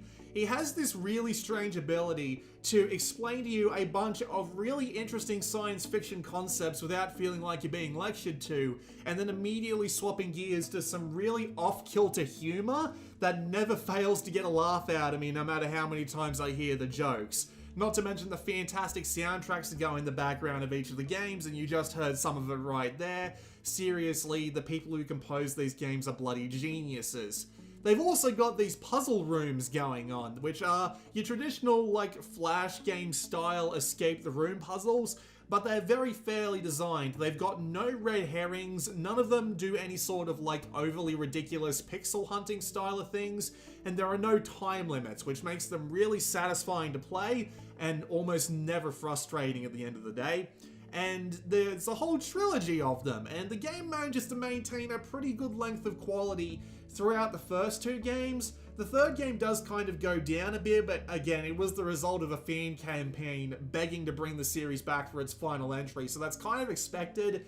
Although, I've heard a lot of unfair hatred for this game, which is weird considering how much I actually liked it. I must be one of the only 3 people on the planet that actually liked the final Zero Escape game, but the entire trilogy is absolutely worth the time. Tons of twists and turns, great escape the room gameplay, and it's really, really good at introducing you to just the weird stuff that Japan can sometimes come out with, which means that it makes games like, say, Steins Gate, or 2 more games that are going to be later on in this video, a lot easier to swallow. So if you haven't played any of the other visual novels on this list yet, start with these, then move on to the other ones, because I recommend it'll be a lot of a smoother entrance, and you're also getting a really good game on top of that, so who can complain? Number 6. Space is everything.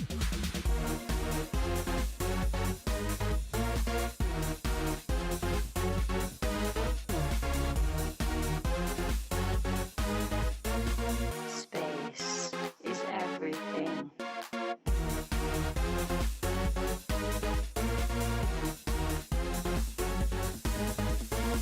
Space is everything.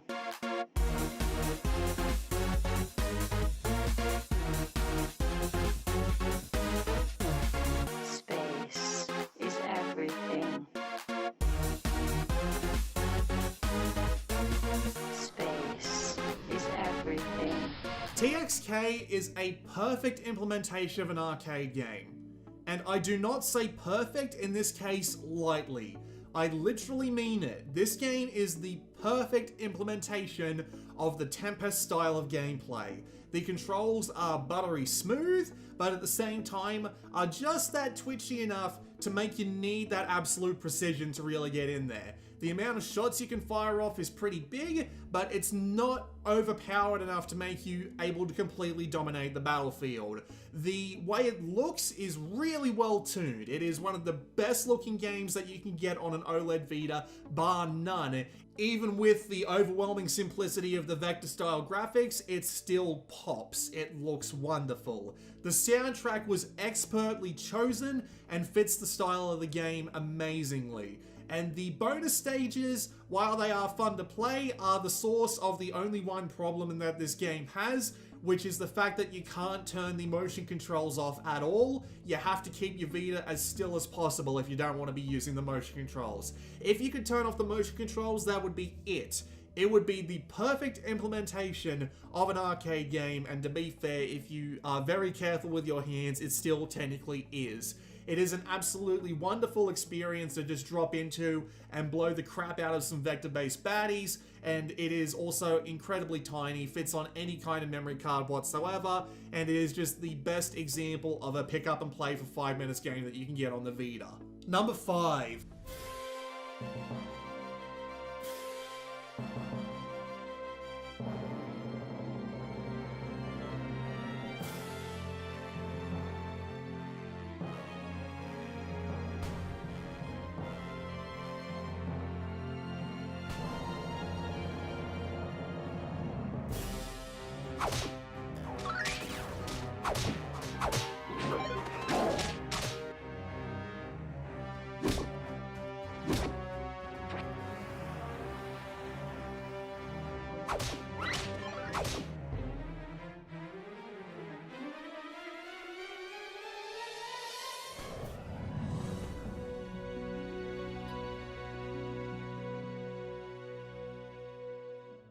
Shoren the Wanderer is a wonderful example of just how years of working on a series can somehow summit into something that's absolutely wonderful. Not 1 minute of this game feels wasted. You have towns to explore, tons of dungeons to dive into, and plenty of items to pick up. You have all sorts of miniature little mechanics that interplay in the best ways possible to give you an incredibly big range of options. You never feel like you are helpless in any situation whatsoever, and there is an absolute ton to do. The main set of story dungeons has something along the lines of 10 to 30 hours behind it, but after you finish that, there is a ridiculous amount of post-game content. There's tons of side dungeons, there's tons of dungeons that you can play back at home, including ones that are like pure roguelike dungeons, where you go in with literally nothing, and ones where you aren't allowed to do things as basic as leveling up, so you have to be able to bring along the strongest items you possibly can, and you can. So there is a ridiculous amount of content to be done, and the overall difficulty of the gameplay is very high, but again, thanks to the ridiculous amount of mechanics that you have, and just general access to items that you have, and the ability to do things like fuse them together to make the strongest items possible, you never feel like you're left out in the cold. You are never completely helpless. Even at night, when it turns out that the enemies get ridiculously strong and you have to be storing up spells in order to survive that for longer than 5 minutes, which is a ridiculously engaging gameplay change after how good the daytime gameplay is. And I haven't even said a word yet about how the game looks and sounds, in which case it looks and sounds like the absolute best of the Super Nintendo era. It looks amazing. The pixelated art really shines on the Vita screen, even on the LCD-equipped Slim model. And there's even some extra features going on, like you can do ad hoc multiplayer if you so desire, which is amazing. There's some free mini-games that you can play for extra items. The tutorial is incredibly good at covering absolutely everything you need to know, and you also get plenty of free items for finishing that too. It is still, at the end of the day, one of the best roguelikes that have ever been made. It stands toe-to-toe with things like the original Rogue and NetHack, and name any other roguelike on the planet, as being one of the best examples of this formula put into use. It is incredibly addictive, it is wonderful, and if you want something that can absolutely kick you in the shins over and over and over again, start here. But I'm warning you now, be ready for anything. Number 4.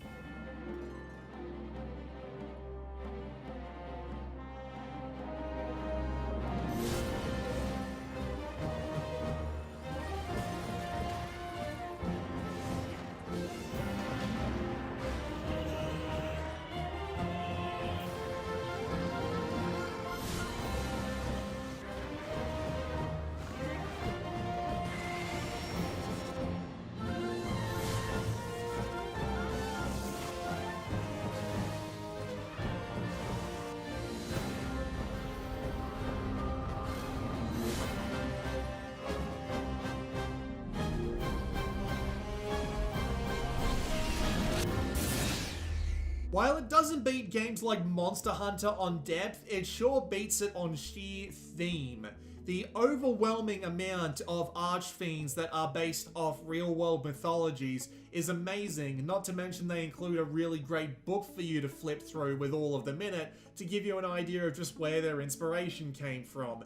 The game looks absolutely amazing. It's got this grim, dark art style going on, which really appeals to me and really stands out on the Vita screen. The overall combat is lightweight and really, really impact heavy, but it's really enjoyable doing things like slinging giant eggs or hitting them with massive fists and watching them crumble onto the floor like a giant sack of potatoes. There is an absolute ton to do with heaps of side missions, a bunch of character leveling opportunities, and a ton of little things going on along the outside that were added by Soul Sacrifice Delta that helps make the entire experience feel a lot more rounded and a lot more accessible. And this isn't even beginning to mention the online multiplayer, which not only lets you save your friends, but sacrifice them for a massive damage boost and, you know, make them want to slap you across the face. But there's also a weird little survival mode that they included to play as well, which is a lot of fun as well. And they even include AI companions for you, which you can level up to become really competent people that can actually take out the boss without you, which is a lot of fun to do if you've got no internet connection to work with. It is absolutely the best example of hunting game that has been released on the Vita, and it is something you should absolutely check out if that even remotely appeals to you. Don't bother with Soul Sacrifice. Delta has everything Soul Sacrifice does, just better rounded and better presented and better everything. Number 3.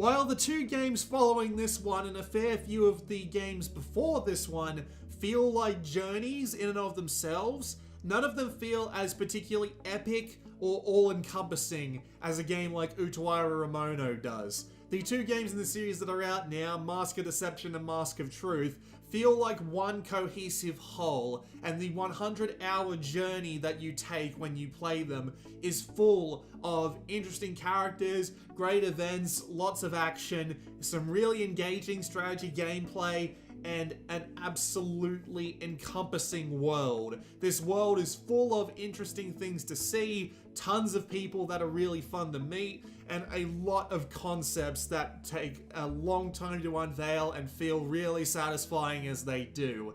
Even if the upcoming Utawara Ramono Prelude to the Fallen, being localized by NIS America, turns out to be not as great, it still won't take away from the fact that the second and third game in this trilogy are absolutely fantastic and should be a recommendation to anyone who picks up a Vita these days. There are a couple of problems with it, of course, mainly the fact that the pacing isn't particularly great if you think slice of life is boring, and the strategy is a bit easy, but once you get to the end of the game and finish the credits, they include a bunch of post-game battles that are incredibly difficult if you want a little bit more out of that. It is a fantastic duology, although it is absolutely recommended that you find some way to either A, play the original game before you go from second to third, or B, hopefully if the game turns out good, just play them in order. But one way or another, we'll be finding out in a few months anyway. Number 2.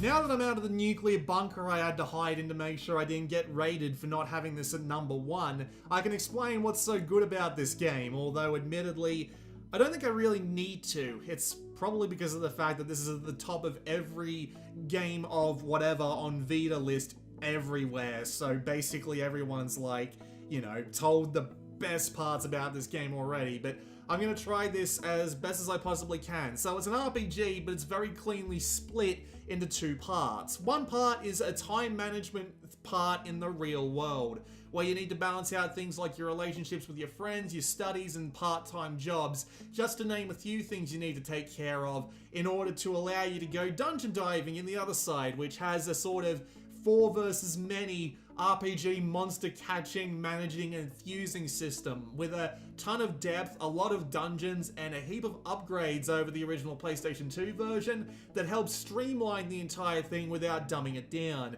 What really holds the game up though is the narrative that accompanies both of these. You meet a bunch of teenagers that are all thoroughly unique characters with their own emotional insecurities to deal with, and over the course of the game you have to help them out as much as humanly possible. What this means is that you have tons of time to connect to them, watch them grow and deal with their problems in believable real-world ways, and it's really interesting to contrast it with the dungeon crawling stuff, which is ridiculous and weird. It has a guy in a teddy costume or something.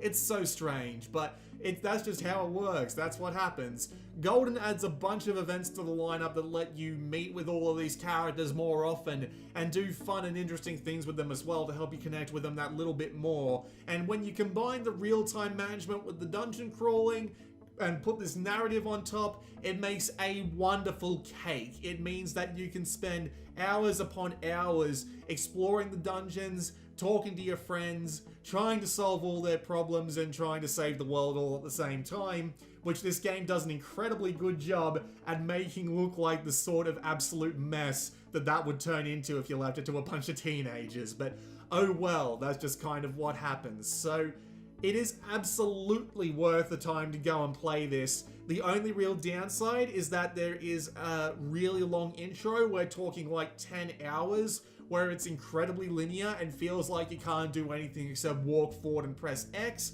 But once you're past that, basically you're, pardon the pun, golden. Also, that soundtrack.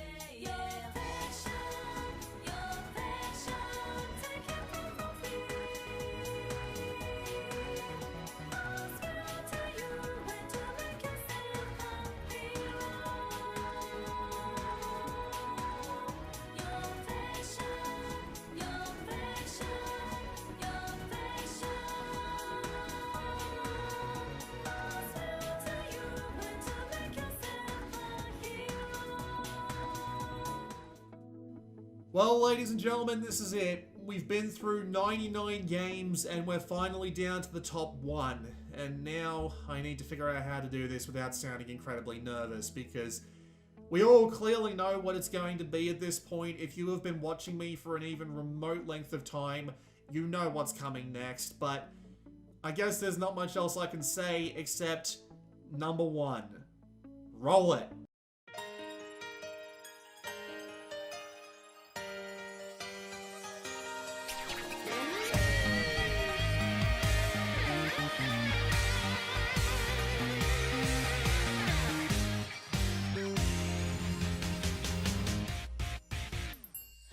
私の中の本当の私目覚めて始まったよ君の隣が永遠なんて昨日までの幻想痛みを知って不安になるの言葉にならないほど思いが届かなくて伝えたくて君の景色に気がついて戸惑うの涙の星落ちてゆく無限の空へ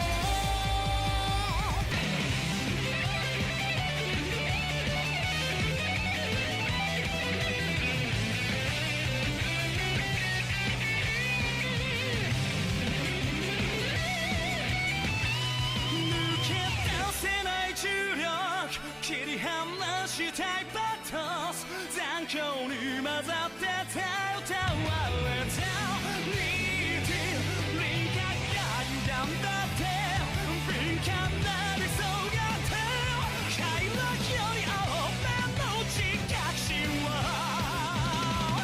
むき出せぞへと駆け出すにとへと孤独を諭す隙間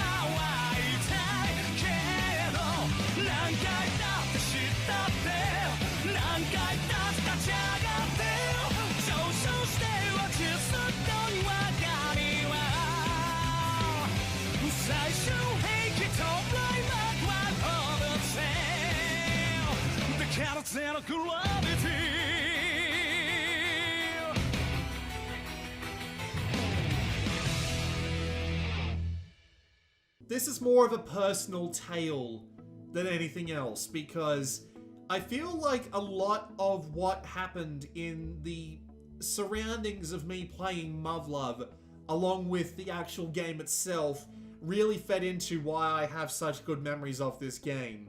With that said, the game's still a fantastic game and I wholeheartedly recommend it, but I feel like I need to tell the story just to give you an idea of how significant this feels, because back when the Vita first came out, 8 or 9 years ago at this point, 8 years ago is probably closer, but I'm never very good with my times.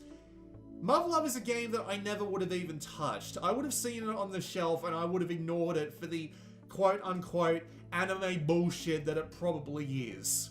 And to be fair, that's something exactly that I would have done 8 years ago. But over the course of the last 8 years, something has changed in both, like, my game taste and my outlook on the game industry in general. Back then, I was mainly just playing the biggest things I could get my hands on. The Call of Duties, the Halos, the Gears of Wars, the you name a big IP from a major publisher in the United States or Europe. I probably would have been playing it at some point and not really, like, appreciating it as much as I could have. But then I got a PlayStation Vita and things started to slowly change because I played on the Vita, I enjoyed it. It was a really good console, had some really interesting games on it. And I thought to myself, well, hopefully this gets better. But then we all know what happened, where the Vita ended up not being as popular as the big guys hoped it would be. And after a year or two, they just slowly started slowing down development. And then after a while, they just ignored it completely, leaving it free and clear for the Japanese games to come in. And there were a lot of them. And the absolute majority of this list is populated with them. There are some, like, independent games, and a fair few of the major IPs are taking up, like, the major top slots. But I don't think there is a part of this list, I don't think there is a section of 10 of this list that doesn't have a few Japanese developed, like, AA games at most, independent games at least, on there somewhere.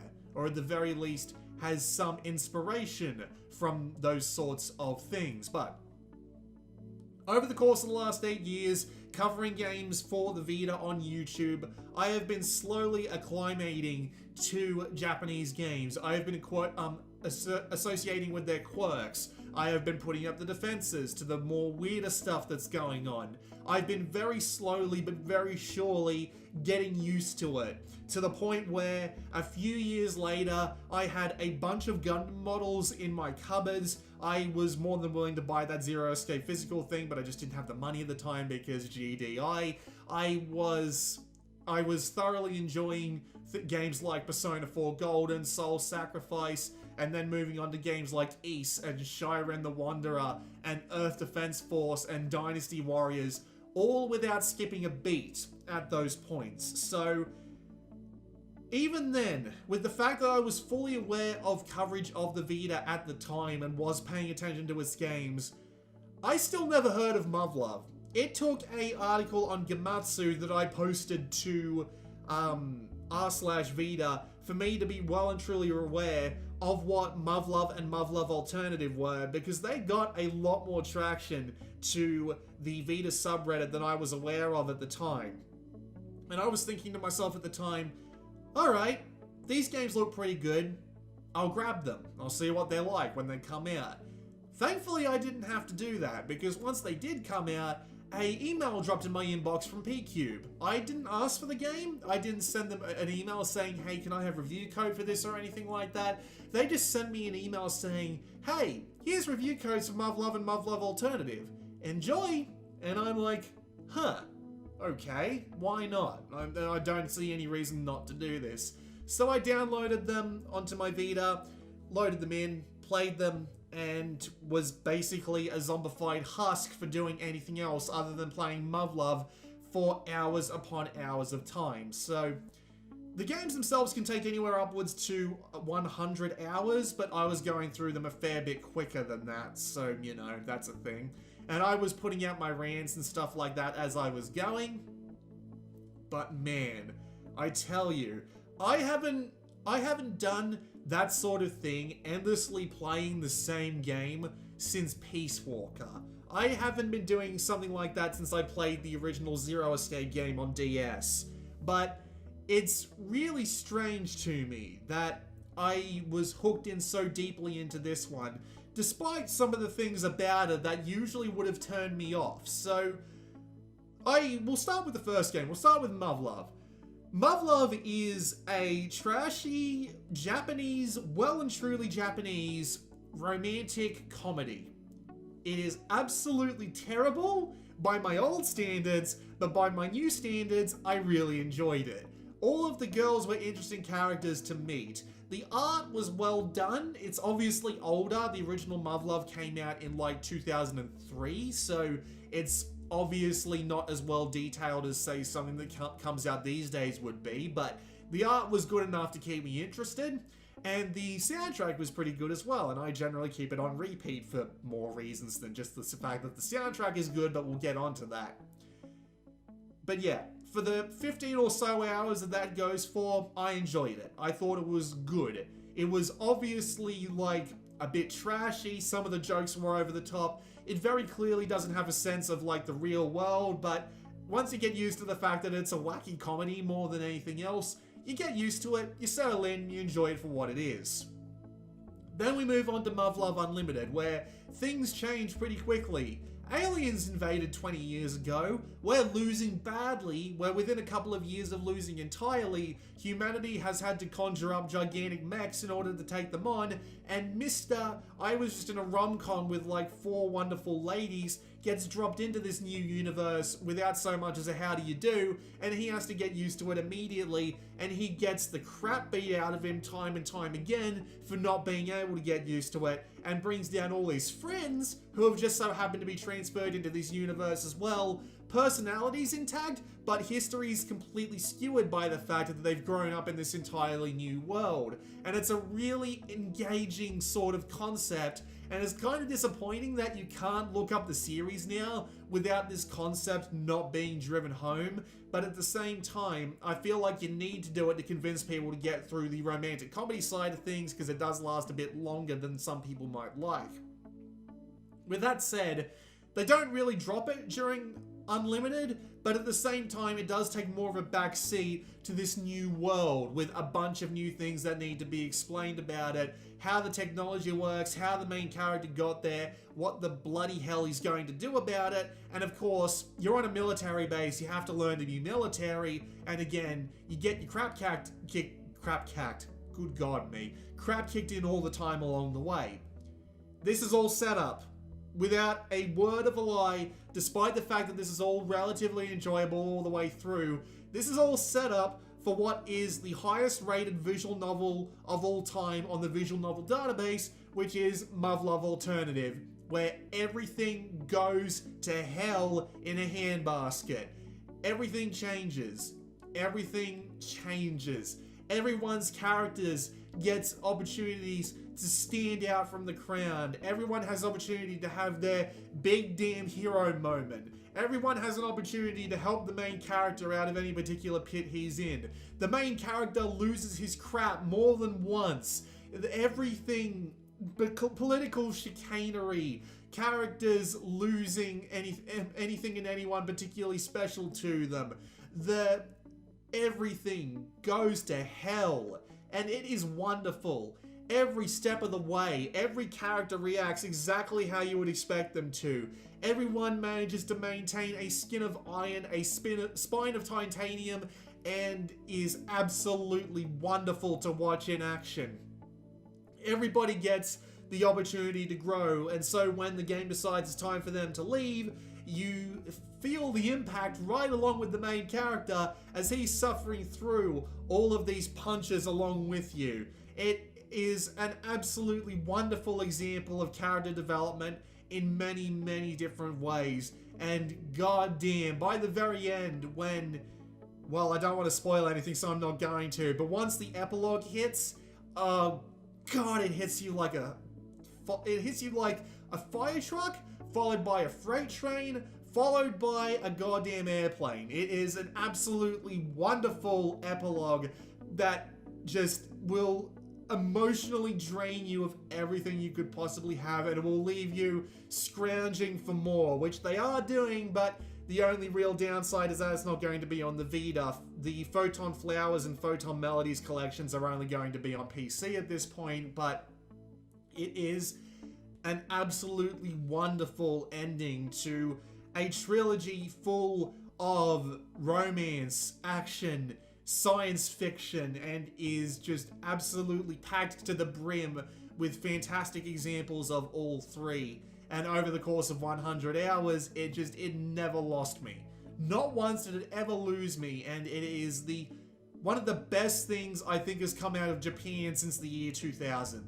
It is one of the best things ever made in the world of video games. It has some of the best characters, it has some of the best plots, it has some of the best writing, because they actually... I only learned this recently, by the way, because I'm still into Muv-Luv, and I plan into being into Muv-Luv for the significant future, but I only learned that recently that the team was like 66% part of the fan translation team and 33% people making sure that the fan translation team didn't screw up anything along the lines of like what they're interpreting from the original Japanese. And it worked amazingly. You can feel every last line has been translated with the love, care, and attention that it needs. You can feel the voice acting has all the love, care, and attention it needs. They actively replaced the English voice acting from the original versions for this one, and it works really well. Everything feels like it has been poked and tweaked and given a mirror sheen, and it is all absolutely wonderful. And the one thing about everything that stands out over everything this game does is one character, and it's not the main hero, it's not the main heroine, it is the secondary character, Maya Mitsurugi, who is kind of like a main heroine, but not the main heroine. But Maya Mitsurugi is the best example of a female character in any sort of medium that I have ever seen. That is no word of a lie, no word of a joke, no word of nothing. Maya Mitsurugi is the best. She is a strong character, but not over the top. She is intelligent, but she has faults. She has clear places where she is not capable, and she is showing clearly suffering as a result of this, and it is also wonderful just by virtue of, well, being there, really. She is self-sacrificial, but almost to a fault. She is incredibly capable of taking a bad situation and running with it. She is an incredible woman.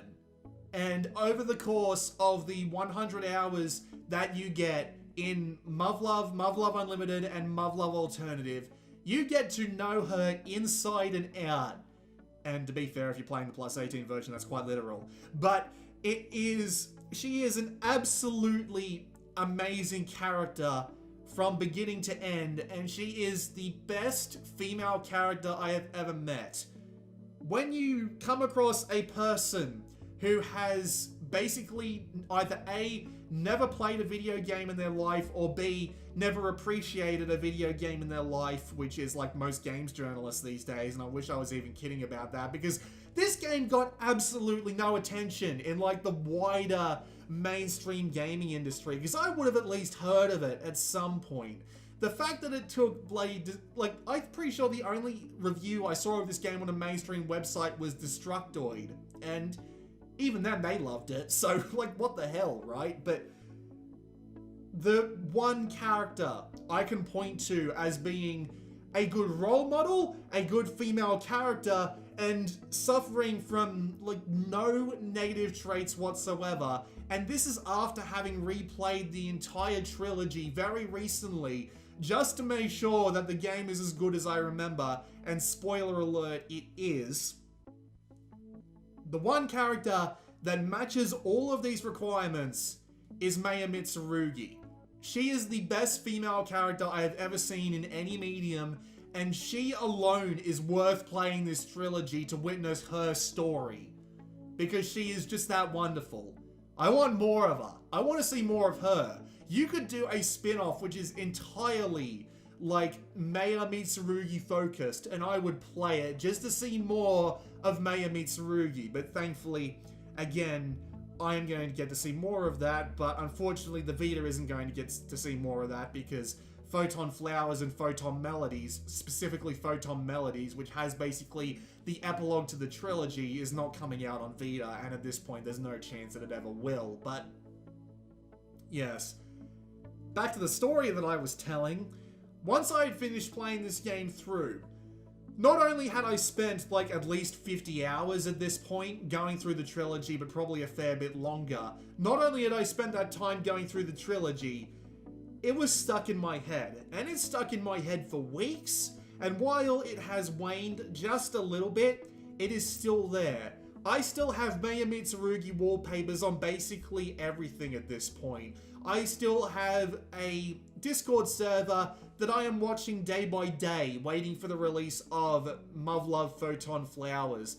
I am still thoroughly tuned into anything that comes out from this studio, which is in one way disappointing because they've been doing nothing but Muv-Luv ever since Muv-Luv took off like a bloody atom bomb in Japan. But at the same time, they're still doing nothing but Muv-Luv, which is good because Muv-Luv is fantastic.